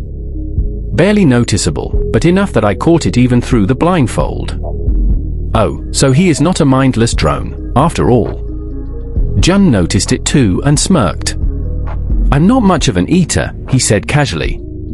"But Hitensu's basically been to every restaurant in the village." "Right." I turned my blindfolded gaze toward Hitensu.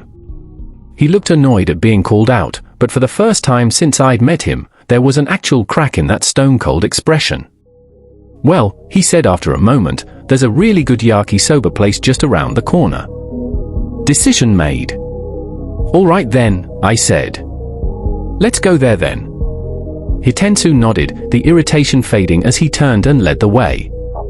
Jun followed alongside me, noticeably more relaxed than he'd been earlier. "You're gonna love yakisoba," Jun said cheerfully, before a sharp look from Hitensu reminded him that this technically wasn't a casual outing. More like an escort mission involving a potentially village-altering asset. We arrived a minute later. The restaurant stood out immediately. The wood making up the exterior was darker than most of the surrounding buildings, giving it a more refined, almost upscale look. The inside matched it. There was warm lighting, polished surfaces, and an atmosphere that felt comfortable without being flashy. The smell hit me as soon as we stepped inside. Savory, sweet, and earthy all at once. My stomach responded enthusiastically. The place was busy, mostly shinobi from the looks of it. Jun spoke briefly with who I assumed was the owner while I caught the familiar feeling of being stared at again. At this point, I was used to it. After 4 years, being the center of attention was practically routine. We were seated quickly, and not long after, 3 bowls of yakisoba were placed in front of us. For a while, we ate in silence. Not an awkward one, just quiet. Jun tried to make light conversation once or twice, but Hitensu didn't add much, and honestly, I didn't mind. For one day, we'd already made more progress than I'd expected. The invisible wall between us felt thinner, like it was slowly starting to crack. When we finished, Hitensu paid without comment, and we stepped back out into the cold village air. Back on the road again. "Should we head back to the compound now?" Jun asked, holding out his hand. I took it out of habit and nodded. The snow was starting to pick up, thick flakes drifting down in greater numbers, and we turned back toward the Hyuga compound. Normally, the 6 eyes were manageable. Annoying, sure, but manageable. Right now, though, they were actively trying to suffocate me. Every single snowflake falling around us registered in my perception. Each tiny shift in air, every microscopic change in trajectory. Even with the blindfold filtering most of it out, the sheer volume of information was overwhelming, like someone had decided my brain was the perfect place to dump the entire concept of winter. I was internally cursing Master Roshi for granting me this power when something changed. A presence. Which was faint and sinister. About 20 meters behind us. My steps didn't falter, but my attention snapped to it instantly. Both Jun and Hitensu were on guard as usual, but neither of them reacted. That alone made my skin crawl. Whoever it was, they were either absurdly skilled, or deliberately letting me be the only one to notice. I could feel it then. A gaze which was heavy and invasive. Like fingers pressing into the back of my skull. Instinct took over. My right hand yanked the blindfold down as I turned. And there he was, half of his body behind a tree. Long, straight black hair. Skin so pale it almost blended into the snow-covered street. Amber eyes with slit pupils, sharp and inhuman, staring straight into mine. Orochimaru, one of the legendary Sannin. The Jeffrey Epstein of the Naruto world. I should have known. I really should have. He was still a leaf shinobi at this point. This was before his defection, before the war twisted him into something openly monstrous. But the predator was already there, lurking just beneath the surface. His eyes widened slightly, surprise flickering across his face as our gazes locked.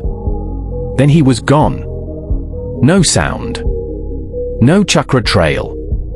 Nothing. Like he'd never been there at all. I froze for half a second before I noticed Jun and Hitensu turning around, confusion written all over their faces. "What is it, Hikari?"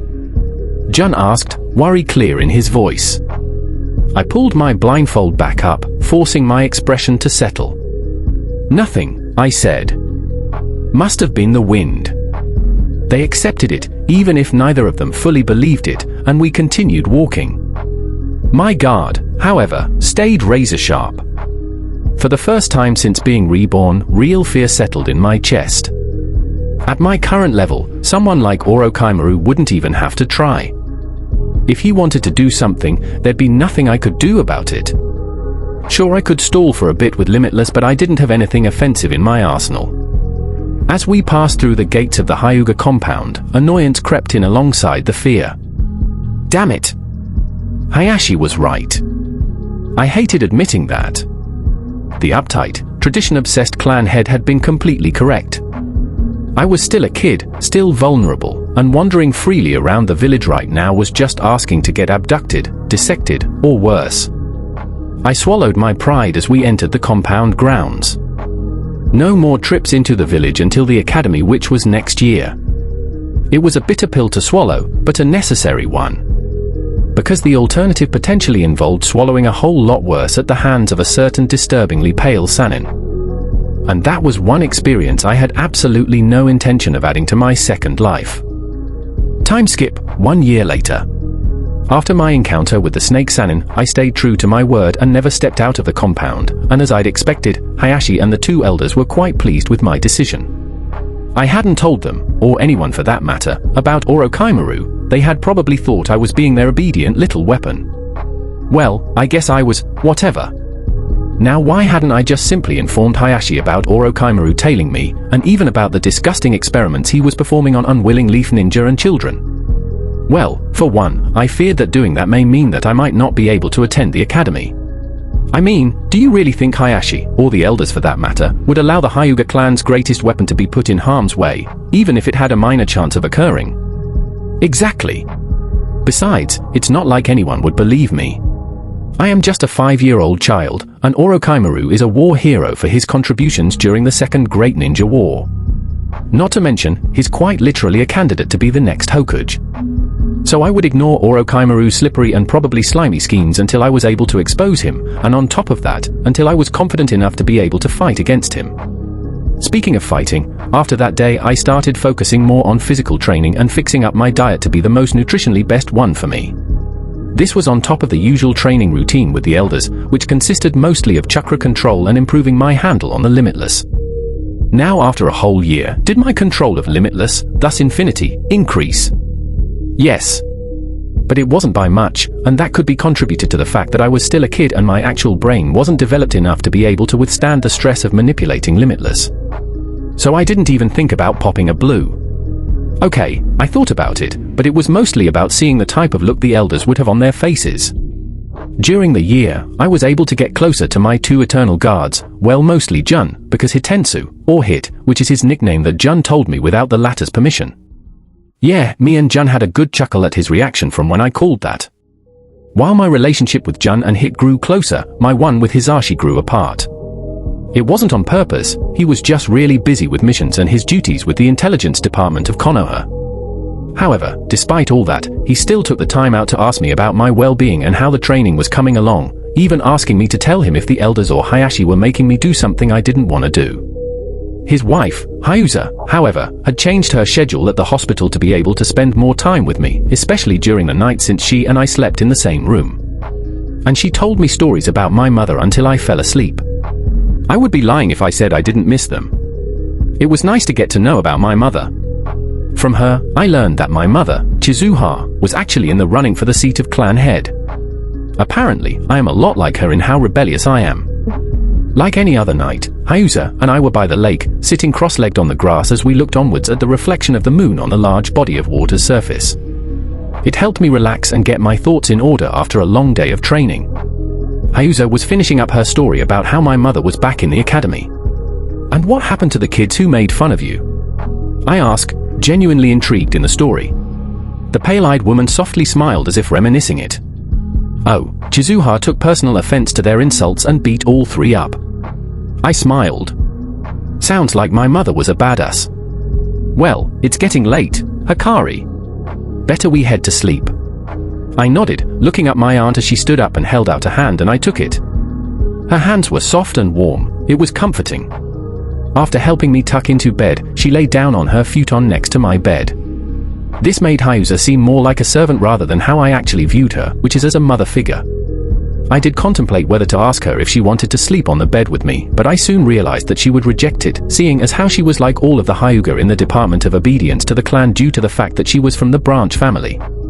Also, since birth she had been taught to serve and respect the main branch, not even mentioning the caged bird cursed seal on her forehead. For those who may have the memory of a goldfish, the caged bird cursed seal on the forehead of branch members allows the Hyuga main family to control branch family members by inflicting infuriating pain via a hand sign. Of course, its actual purpose was to erase the Byakugan of a dead member to prevent it from being stolen. Yeah, and from the couple of times Hayashi used it on some misbehaving kids, I could tell it must hurt a lot. Also, I have a theory. No, I am very certain that our noble clan head was a psychopath, because I am sure I once saw him grin as a child cried from the pain caused by the seal. So I didn't want someone I care about to go through that. Not to mention, I overheard one of the elders threatening Hyuza to not get too close with me. I correctly guessed that they were scared of me valuing her more than a caretaker, thus once I grew up with, a branch member like her, may have more power than them. I am pretty certain that those wrinkly assholes were the reason why Hyuza's shifts at the hospital became longer. I mean, they did have the influence to have something like that done. But I digress. Tomorrow was the first day of the academy. Woohoo! We are gonna get taught to murder people in cold blood at the grand spanking age of 5. Hooray for the will of fire. The next day, I woke up on routine, and Hyuza was not here, her futon neatly placed in the corner. She had left for her shift at the hospital. I quickly took a shower and got ready, a rare tinge of excitement running through my veins as I thought about the academy. I put on a pair of black shorts and a white shirt with the Hyuga clan symbol on the back.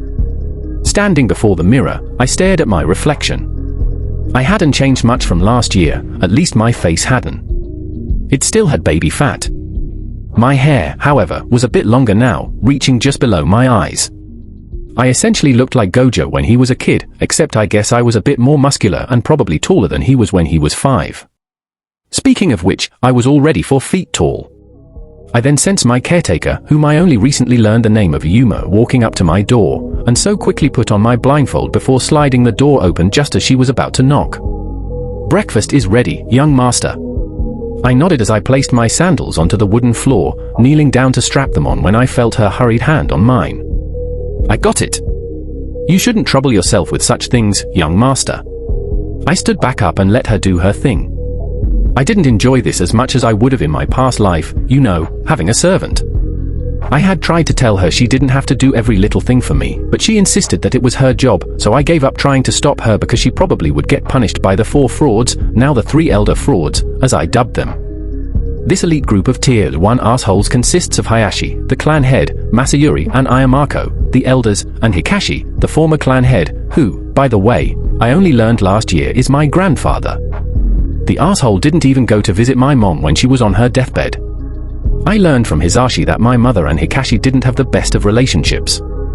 Ironically, the guy died last year from the same chakra coil failing disease my mother had. Rest in peace. As I finished my breakfast, Hayashi came to get me. As I was about to ask him, he spoke up. "Today you begin your journey to becoming a shinobi. Act accordingly at the academy, for you are representing the Hyuga clan." He gave a goddamn speech, but I had to take it seriously, as his usually stern expression was somehow even sterner. I decided to not trust my sarcastic mouth and just gave a curt nod.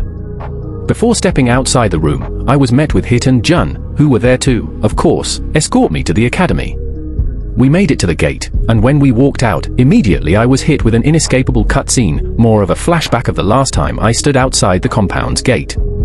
The wind blowing across my face made me reminisce on how different it looked now that it wasn't winter. It was beautiful, simply eye candy for anyone who appreciates nature. We began walking down the path toward the village. We didn't exchange any words, mainly because I'm the one who always starts the conversations, but right now I was too busy admiring the greenery around us. Seriously. The trees, bundles of bushes, the fields of flowers in the distance.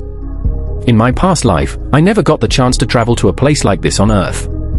I stammered a bit when we finally reached the tree which Orochimaru had been near as he stared at me that one time. Not this bullshit again. I've been putting off mentioning this, but ever since that day I've been really paranoid and even had a couple of nightmares, mainly because that interaction reminded me of the one child Satoru Gojo had with Toji Fushiguro. Scarily similar. It was winter, walking on a secluded path with 2 guards, neither of which sensed him. I really don't know why I was scared. I mean, I had Satoru Gojo's fucking power. Who the hell was I even supposed to be scared of? Yes, I am aware that currently I couldn't do jack against Orochimaru. Thankfully, I overcame my inner turmoil after a conversation with Hisashi. Flashback, 7 months ago. Third-person POV. The twin brother of the Hyuga clan head had just returned from his duties in the intelligence division. As he made his way home, he caught a familiar tuft of white hair at the lake stock from the corner of his eye and immediately changed course. Hisashi ruffled the messy white hair of his nephew as he sat beside him. "There's something bothering you, isn't there?" he asked gently, noticing the distant look on the child's face. "Kind of," Hikari replied vaguely, a small smile appearing when he saw his uncle. Hikari was similar to his mother in many ways, but vastly different in one crucial area: he didn't know how to express his emotions. Chizuha had always worn hers openly, like sunlight. Hikari kept his buried, tangled somewhere behind his thoughts. "Do you want to talk about it?" "Not really. I don't know how to say it, or put it into words. At least not without revealing too much." "Is it the training?" Hisashi asked patiently. "No. Training's fine." Hikari trailed off, falling silent again. Why was he scared of Orochimaru? Was Orochimaru even the reason? Was it the experiment or the killing intent in the way he had stared at him? And then it hit him like lightning splitting the sky. It wasn't Orochimaru. It was dying again. Dying before reaching anything. Before living and proving that this second chance meant something. The ninja world was built on early graves and unfinished dreams. He had been naive to think he could escape that fear. But fear didn't mean retreat. It just meant that he was grounded. It meant becoming strong enough to claw his way forward no matter who stood in front of him. He wouldn't fall. He turned toward his uncle, resolve burning bright beneath the blindfold. "Thanks, Uncle," Hikari said, his usual cheer returning. "I figured it out." Hisashi looked confused for a moment, then simply nodded. Whatever storm had been inside the boy had clearly passed. And for now, that was enough. 8N, hello, back again with a yap session. This one is pretty important for those really invested in the story, so stick around. Those who are concerned about there being like only 1 or 2 mentions about the other techniques which can be used by a wielder limitless. Blue, red, purple and teleportation. I thought a lot about this and figured out how to make them work with chakra. That will be explained in the next chapter as Hikari figures it out himself. So are we clear? I didn't forget about those techniques or the domain expansion. Though the domain expansion stuff won't be in the next one, but it will eventually come up. Chapter start. And so it begins, my journey to living life to the fullest and also fulfilling my potential. I guess. I thought, stopping before the entrance of the academy, where there were a bunch of kids accompanied by their parents. An instructor stood in front of the door, announcing for everyone to line up, and all the kids began to do so. I stayed unmoving until the chakra signature I had been waiting for arrived alongside his father. Jun seemed to realize why I still hadn't joined the line as he sensed his sensei's chakra behind them. "Yo, Hikari," Kakashi said coolly as he stopped next to the Hyuga, his silver hair ever so spiky. "Long time no see, Kakashi," I replied before the two of us advanced and got into the line, which had been in height order, meaning I was at the very back with Kakashi in front of me. 5-year-olds being 5-year-olds, a large majority were stealing glances at me or just full-blown staring, probably due to the blindfold. My focus shifted as I noticed a couple of children out of the bunch. The first one was Obito with his big R goggles. From the very front of the boys' line, he was staring back at me, even pointing a finger at me. A chuckle escaped from me, much to my silver-haired friend's confusion. I mean, I couldn't hold it in. The child version of one of my favorite characters, with a curious look on his face pointing at me, was so wholesome to see. "I'll save you, Obito, definitely." Kakashi seemed to have ignored me laughing by myself. "All right. Quiet down. All right, now follow me to your assigned classroom," the Chunin instructor ordered, as everyone straightened up and soon followed him inside. We passed by a couple of classrooms and arrived at ours. The instructor told us to take our seats. I simply followed Kakashi up to the very back seats near the window. Each table on the corner had 2 seats, so I sat next to Kakashi. Finally, the classroom settled down, after which the instructor started droning on about rules, schedules, and how we were all future pillars of the village. And whatever else, they liked telling kids to persuade them into becoming child martyrs. "All right," he said, clapping his hands once, to which the murmurs died down. "We'll start with introductions. State your name and why you want to become a shinobi." He took a moment for them to understand it before continuing. "I'll go first. My name is Akari Shaitan. Refer to me as Akara-sensei, and I became a shinobi to protect our village and teach the next generation. Start from the front row, left side." One by one, students stood up and did as told. Only a few names were ones I recognized. "My name is Mike Guy," a boy with a bowl cut and far too much energy announced, standing ramrod straight. "I will become a splendid shinobi through hard work and youth." The instructor paused, blinked once, then nodded. "Sit down." Next was Obito Ucha, who nearly tripped getting to his feet. "I'm Obito Ucha and I want to become Hokage one day." A few kids laughed. I didn't. Mostly because I knew how that particular dream ended. Rin Nohara followed, soft-spoken and polite. "My name is Rin Nohara, and I want to become a medical ninja." Asuma Sarutabi leaned back in his chair when it was his turn. "Asuma Sarutabi, and I want to become a shinobi like my grandfather." There were a couple of other names which felt like I was familiar with, or it was just the fact that they had physical features which stood out among the rest, which in anime is a sign of importance. It definitely was that. So I kept the names in my mind. Anko Mitarashi, a purple-haired girl. Kurinai Yuhi, a girl with blood-red eyes, and Yugao Uzuki, another purple-headed girl. My focus snapped back into the classroom when I realized it would soon be my turn. By the time the last few students finished, the instructor's gaze landed on me. "And you," he said. "The white-haired one on the left, it's your turn." Every head turned. I stood, adjusting the blindfold automatically. Hikari Hyuga. A murmur ran through the room. Of course it did. I want to live life to the fullest, and I continued. Yeah, I'll become the strongest. Silence. The instructor seemed to be dumbfounded by my first line, and a couple of chuckles echoed through the class. Then one snort came from the back of the room. It was the purple-haired girl, Anko Mitarashi. The instructor cleared his throat. Good. Sit down, Hikari. I did so as told, exhaling quietly. Kakashi stood up without being reminded to do so. He already looked like he'd rather be anywhere else. Kakashi Hatake. That was all. He sat back down immediately, like the introduction itself had been a waste of time. Our instructor then began our lesson for the day.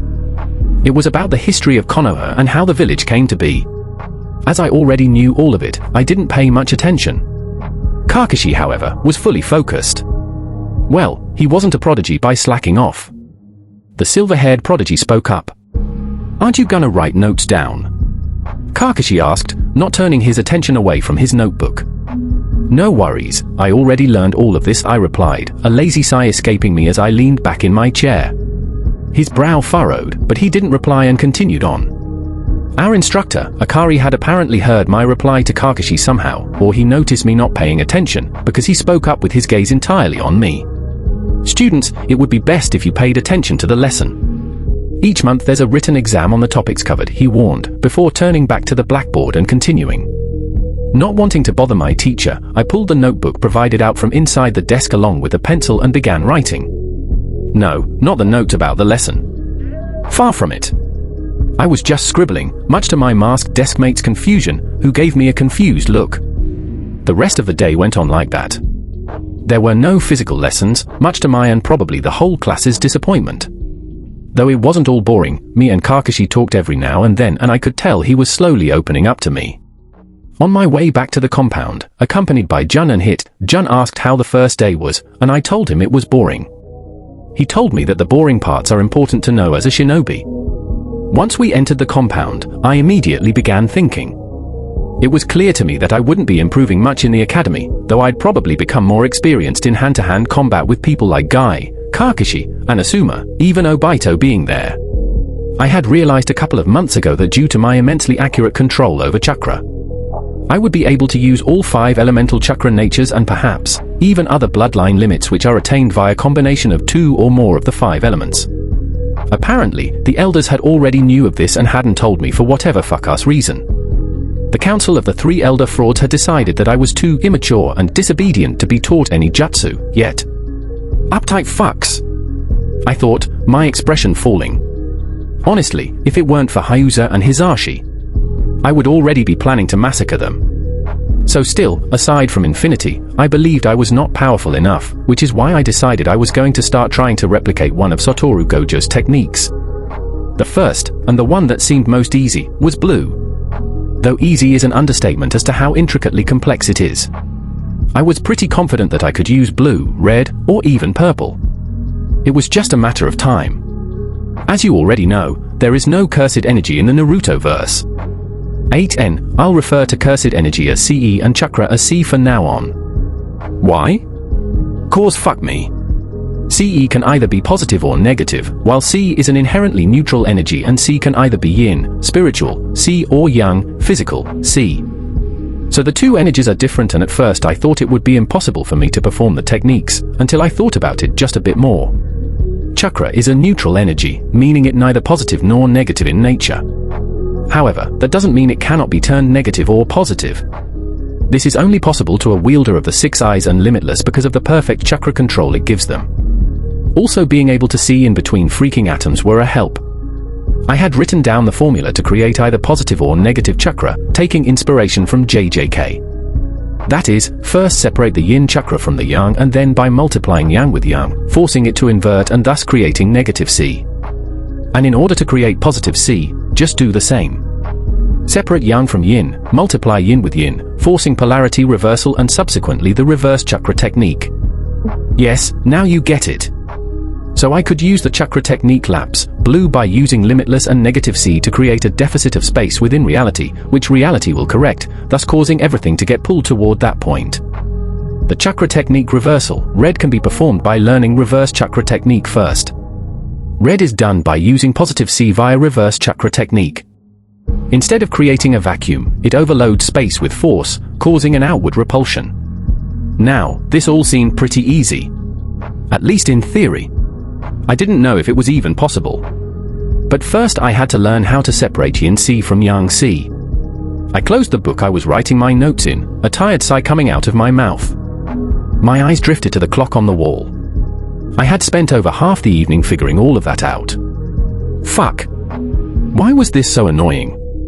It was actually harder for me to perform most of Satoru Gojo's techniques because of the whole producing positive and negative chakra fiasco. I had my work cut out for me.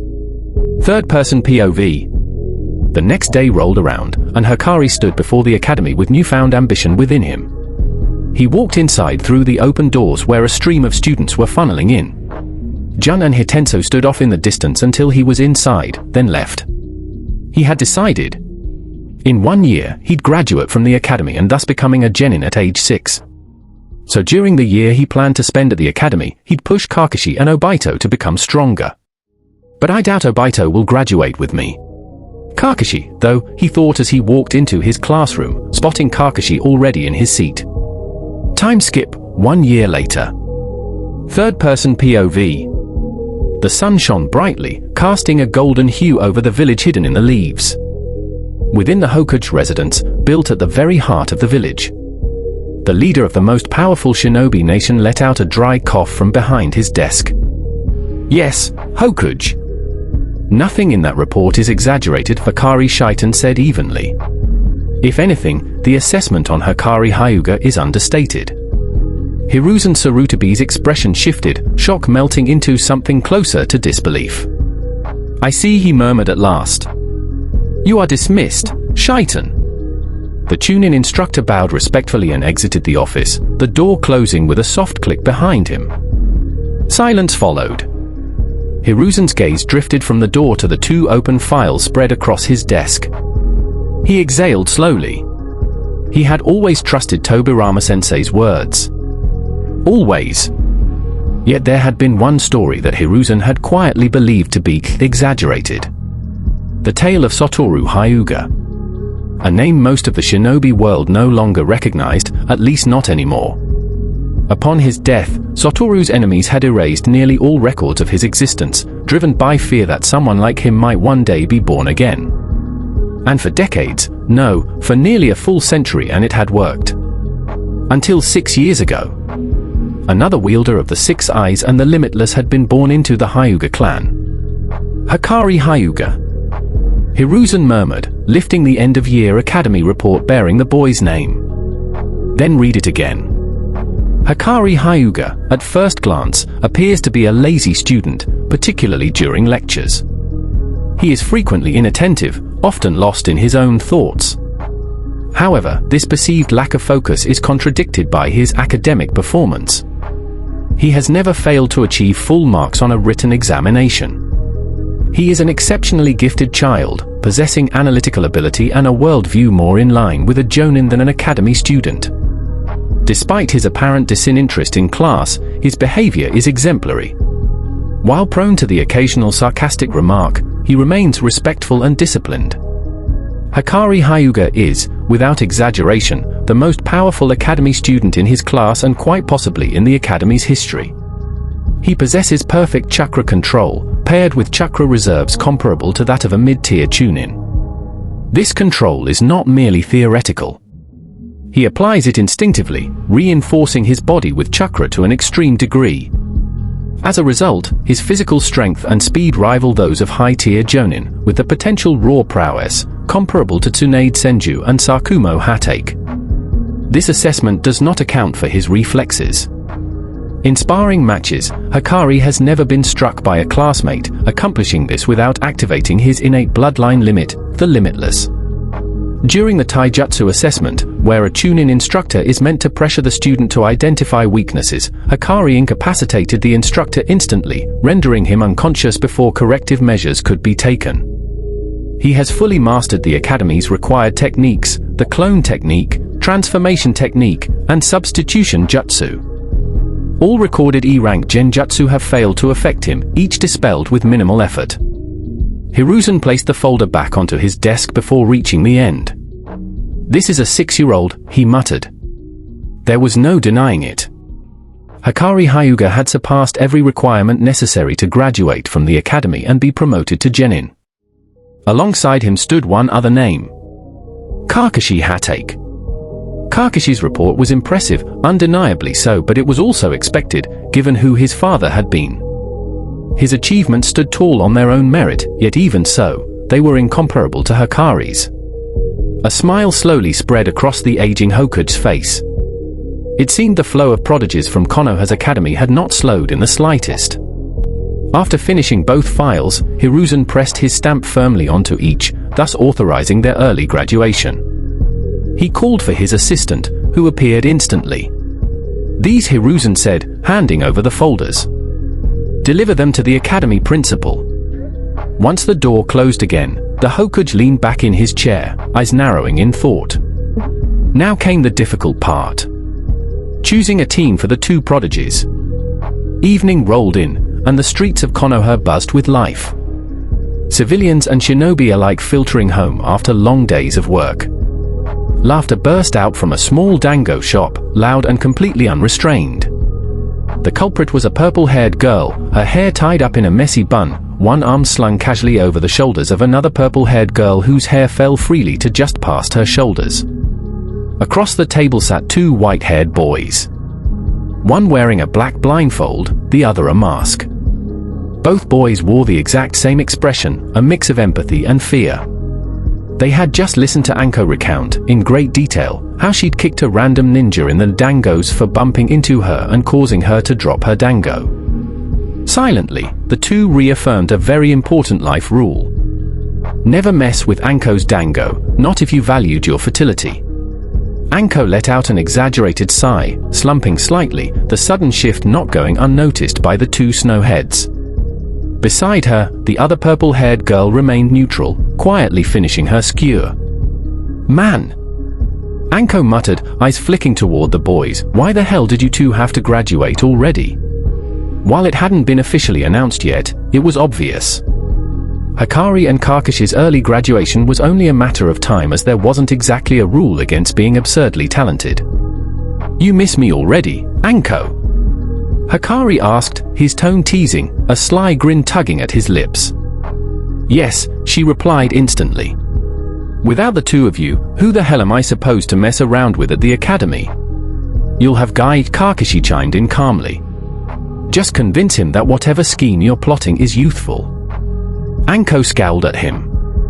Hikari nodded thoughtfully, smiling.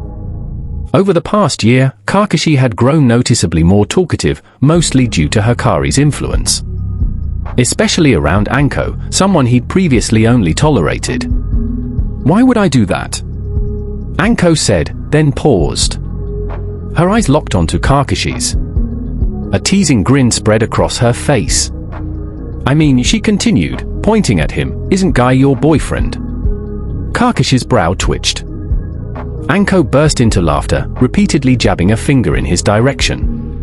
Hikari could have sworn he saw a vein pop on Kakashi's temple before the two immediately devolved into rapid-fire bickering, insults flying back and forth across the table. Hikari leaned back, dango in hand, utterly content. This was worth graduating early for. All the while, Hikari and Yugao chuckled at their best friend's antics.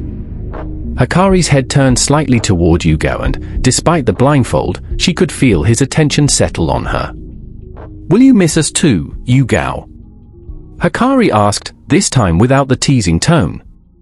The quiet girl spoke up. "Yeah," she said softly. "Mostly because it'll leave me as the only victim of Anko's teasing." A rare smile appeared on her usually monotone face. "Don't worry," Hikari said easily. "I'm sure you'll graduate next year." You think so? She asked, her gaze lingering on his black blindfold. Yeah. You're pretty strong, Hikari replied, reaching for another stick of dango. A light blush spread across Yugao's face at the compliment, prompting her to look away toward the bustling street. Meanwhile, the bickering between Anko and Kakashi had escalated dramatically. So much so that Anko suddenly leapt from her seat, launching herself at Kakashi with the clear intent to choke him.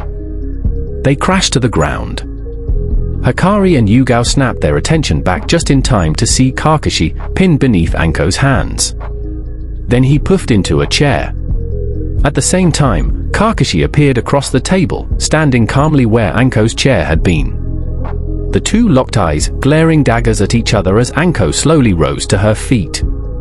Their standoff broke when both of them noticed the quiet chuckling coming from the other side of the table. Let's call it a draw for today, Kakashi said, exhaling as he walked over and back to his chair. She nodded, grabbing her chair before walking back and sat down. Yeah. That's fine. She smirked. I won, by the way. Which makes the score? Hikari mused aloud. 47-3. Kakashi. Anko shot him a glare.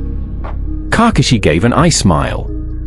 Shut up, Hikari, she shouted, flicking a toothpick straight at his face. The toothpick never reached him. It stopped mid-air, floating an inch away from Hikari's forehead. Hikari casually reached up and caught it as it dropped.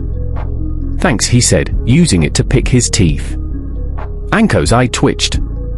Arrogant little shit, she muttered.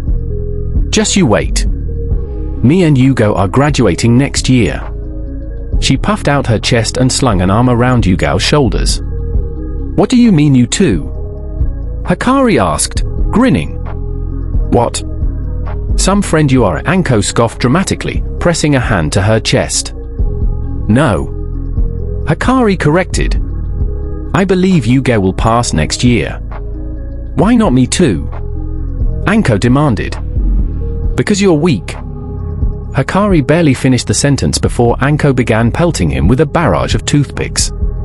The group's playful banter continued on. Two tables behind them, Hitensu and Jun sat eating dango while chatting. Hitensu kept an eye on Hikari, as they were still on guard duty. The two guards, as instructed by Hikari, followed him while keeping their distance as he and his friends went to places all over the village, eventually ending their day of fun at a training ground where they all left for their respective homes. He was going to miss it. Training and messing around with those three. Well, too, since Kakashi was becoming a genin with him. But it wasn't guaranteed they were going to be on the same team.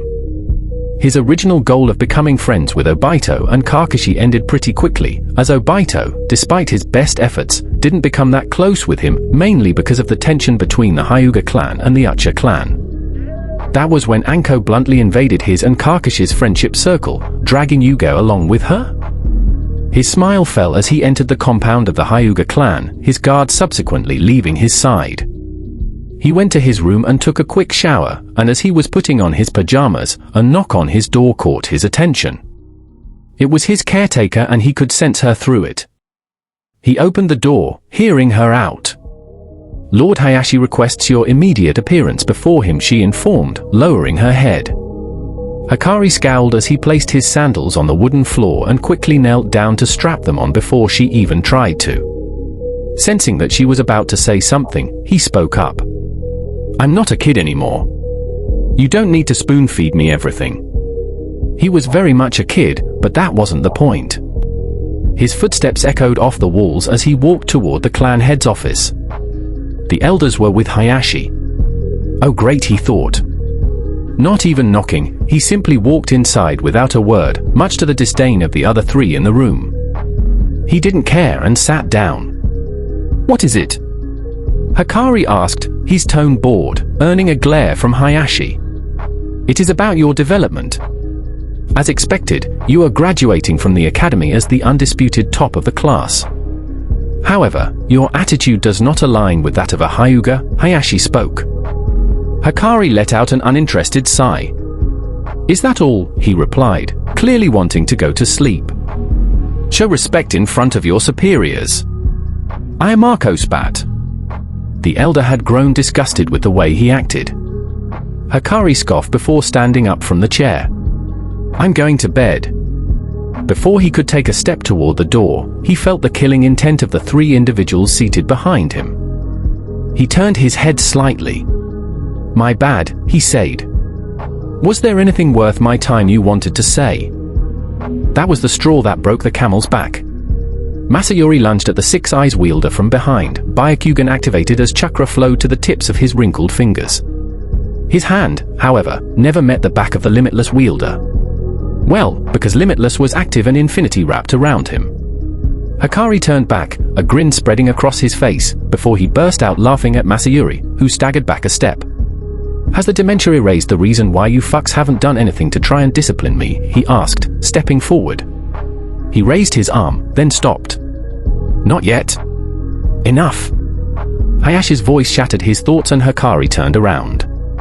Not like you're going to survive for long, Hikari muttered just loud enough for them to hear the comment. Before taking his leave, without waiting for permission from the clan head. Hayashi's expression remained stoic, but beneath the mask, his rage boiled. The elders, however, didn't bother hiding theirs as they seethed in frustration. How could this happen? How had their greatest weapon developed such a disobedient personality? Their silent anger broke when Masayori spoke.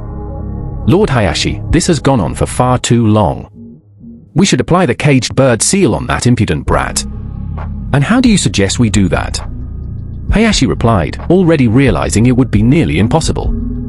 Why hadn't they applied the caged bird seal to Hikari when he was young? Simply put, they hadn't expected him to grow into what he was now. They had planned to make him clan head. Hayashi ground his teeth in frustration. There was no simple way to place the seal on Hikari. Even if he were asleep, it would take too long, and it was almost certain the Six Eyes wouldn't overlook a sudden concentration of chakra on his forehead. Hikari jumped onto his bed and went to sleep. He couldn't be bothered to give a shit about whatever the elders might try to do. Not like they would try. Right? The next day went as routine, except he didn't have to go to the academy. Instead, he and Kakashi had to head to the Hokage Tower. And that was exactly what the two snowheads were doing, and both wondering why the Hokage himself wanted to hand them their headbands, also their teacher had said. They exchanged a few words along the way, mostly about whether or not they'd be placed on the same team. Both of them wanted that. They walked through the open doors and stopped at the receptionist's desk. The woman there already recognized them and told them to wait for a bit, as the Hokage was currently in an important meeting. The two shrugged and did as told, slumping onto the chairs in the waiting area. 5 minutes later, Hikari sensed it. His gaze darted toward the three people walking down the stairs, presumably from the Hokage's office. Kakashi seemed to notice as well, paying attention to the three shinobi as they passed by. They were dark-skinned. One with white hair and the other two with black hair. The white-haired one had an incredibly buff physique, and from the headbands adorning their foreheads, they were from the village hidden in the clouds. The receptionist gestured for the two boys to head up, and they did so. As they climbed the stairs, just before they were no longer visible from the receptionist's area, Hikari felt it. The white-haired one's eyes were on him. Weird. Whatever, they must be here for diplomatic reasons, Hikari thought, but quickly pushed it aside. He had a headband to receive. First-person POV. I opened the door to the Hokage's office before walking inside, Kakashi right behind me. It looked exactly the same as it did in the anime. The usual stacks of paperwork littered the top of the oval table, behind which sat the old man. Hiruzen Sarutabi. He looked a lot more youthful than the one I had in memory, an air of power and wisdom adorning him as his eyes landed on me and Kakashi. Hikari Hyuga and Kakashi Hatake, he acknowledged. First of all, I would like to personally congratulate you two for becoming genin, and also for becoming the youngest to do so in the Academy's entire history. Thank you, Hokage, Kakashi said, bowing his head a bit. He tilted his head to see Hikari not even facing the Hokage, except he was staring at the portraits of the past Hokage on the wall. Hiruzen cleared his throat, causing the Hyuga to straighten up and face him.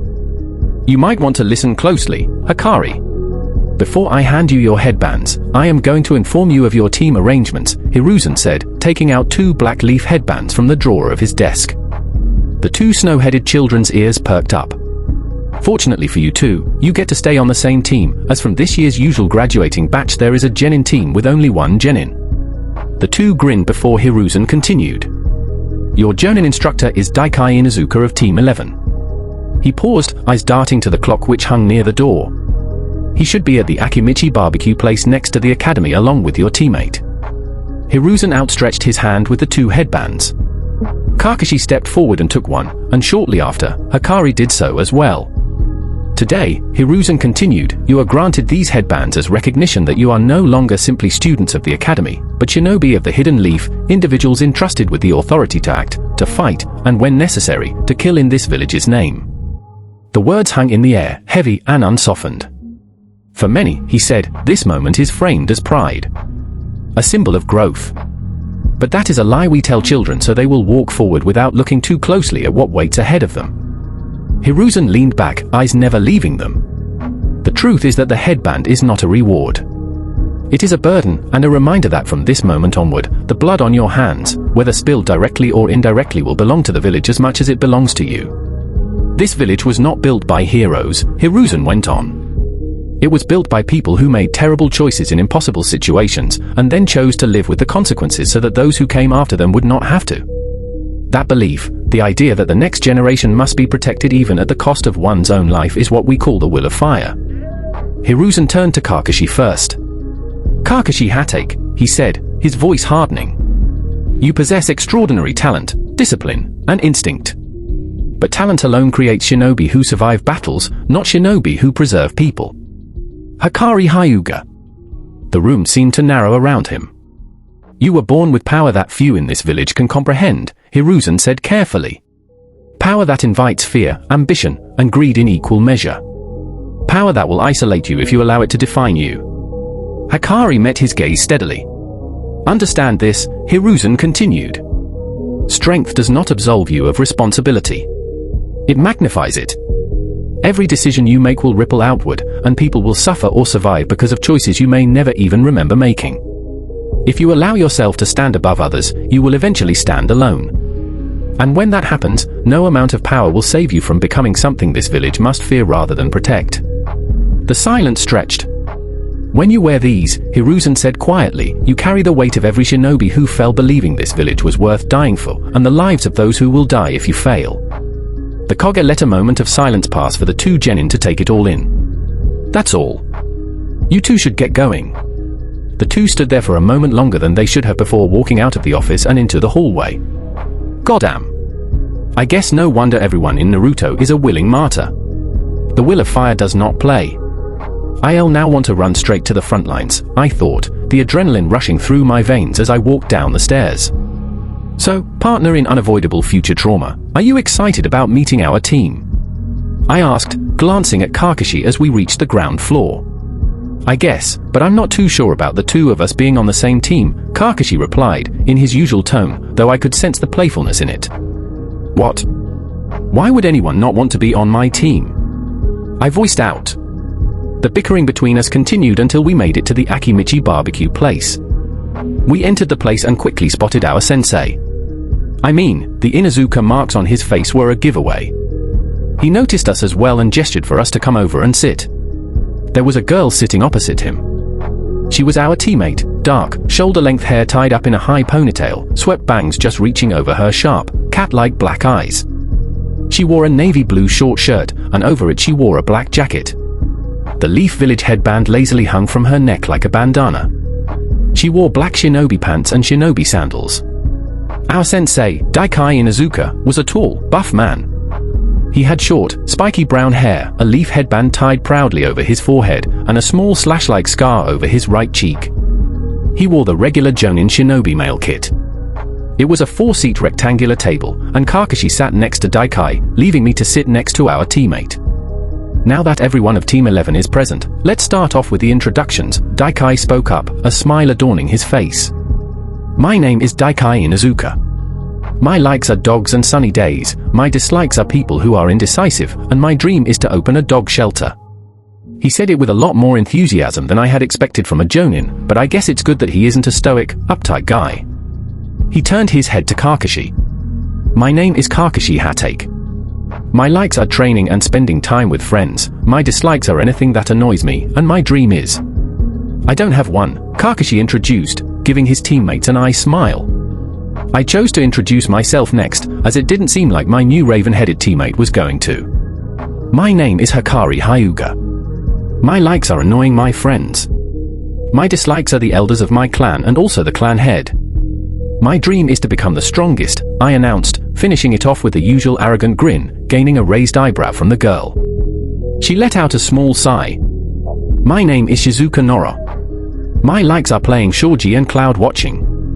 My dislikes are loud people and people who don't know boundaries. My dream is to be able to sleep for however long I want, she exclaimed lazily. All right. Now that we are all acquainted, I will explain your next objective, but first, we eat, our sensei revealed, just as a whole tray of barbecued meat was brought to our table. Already, from the small time we spent together, I could guess that I was going to get along well with my sensei. While we ate, Daikai explained to us that we apparently hadn't become actual genin yet, because we still had to do one last test. Of course, I knew what test he was talking about, the bell test. I already knew the objective of that test, remembering how Minato had conducted the same test with his team. None of my teammates objected to the whole us still not being genin thing. I mean, I expected it from Kakashi, but even Shizuka? Well, I guess she is a Nora. After we finished eating, our sensei left, having paid the tab. The three of us remained outside the Akimichi barbecue place. Shizuka let out a sigh. It was good to meet you. I'm going to head home, she said, stepping forward and flashing a small smile. Wait! I objected.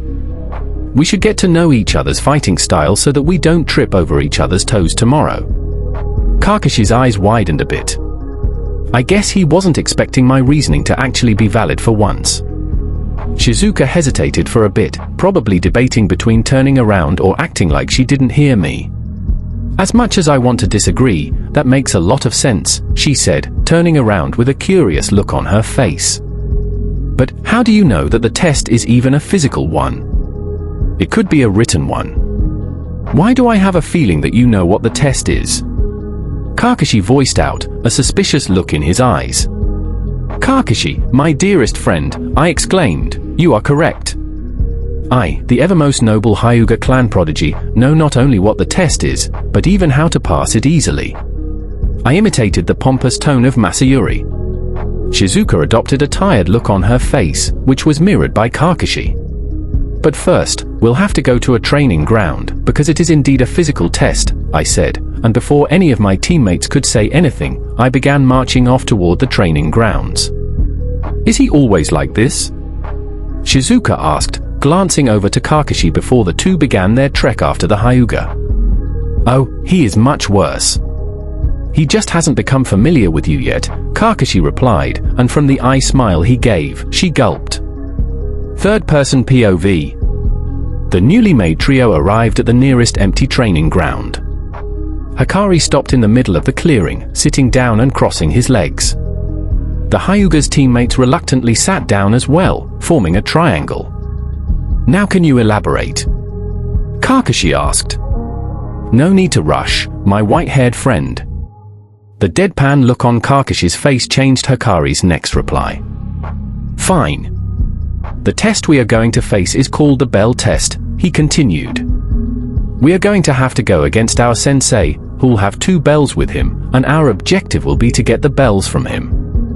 However, the actual aim of the test isn't to get the bells, I mean, I could get them if I wanted to. Hikari exclaimed the last bit, coming off a bit arrogant, at least according to the Nora, who just rolled her eyes.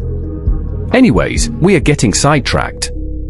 Obviously, 3 fresh genin aren't expected to outwit a jonin. That is because the real aim is teamwork. Hikari finished off. So we just have to work together. Kakashi stated, wincing his eyes in concentration. I mean, it makes sense. We've been taught at the academy that our village values teamwork over all else, Shizuka said, a thinking look adorning her face as she recalled her time at the academy. Which is why we should get familiar with each other, Hikari said before continuing. More specifically with you, Shizuka. Sure, but can we get this over with quickly? She agreed. Do you have plans or something? Hikari asked, standing up. Yeah, you could say it's something like that, she replied, standing up, followed by Kakashi. All right, so I am basically like the strongest, Hikari bragged, and before she could reply, he added on, in any and every field of being a ninja. The Nora deadpanned, her eyes meeting Kakashi's, who just shook his head. Is this kid serious? I mean, he is who all the teachers talk about, she thought to herself. This isn't going anywhere, so let's do it my way. I will blurt out everything I know about you too, and you can just fill me in on the things I am missing, she exclaimed after thinking for a bit. She, along with a couple of her classmates, had gone to watch the spars of the year ones because of all the hype about the two standing before her, especially the Hyuga. The two nodded, agreeing with her. Hikari, you are a close combat taijutsu specialist, which isn't surprising considering your last name. You seem to be really adept at chakra control, so you have potential to be a ninjutsu and genjutsu specialist. Despite being a Hyuga, I noticed that you don't use their fighting style, which I'm going to guess is due to possessing the 6 eyes. And lastly, you have another bloodline limit, limitless, which is an invisible barrier of sorts, and as far as I've seen, impenetrable, she blurted out, adopting a thinking look as she recalled the exams of the Hyuga she had watched. Kakashi seemed impressed by her analysis of Hikari, while the boy himself seemed to be in thought. Guess you aren't a Nora for nothing, Hikari said before continuing. You hit everything right on the head, except for the part about my bloodlines, which isn't surprising, so I'll explain. The 6 eyes allows me, in the simplest terms, to see everything and chakra at an atomic level, and it allows me to manipulate chakra perfectly. And limitless isn't a barrier, it is the most basic application of it.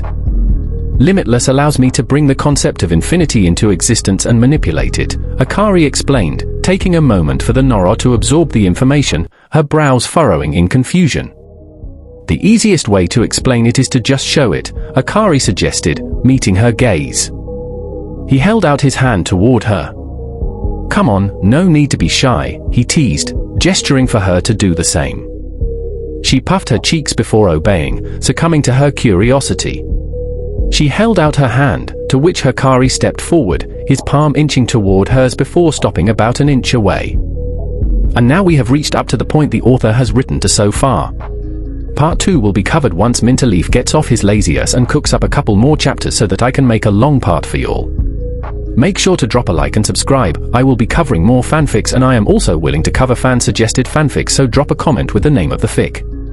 Peace.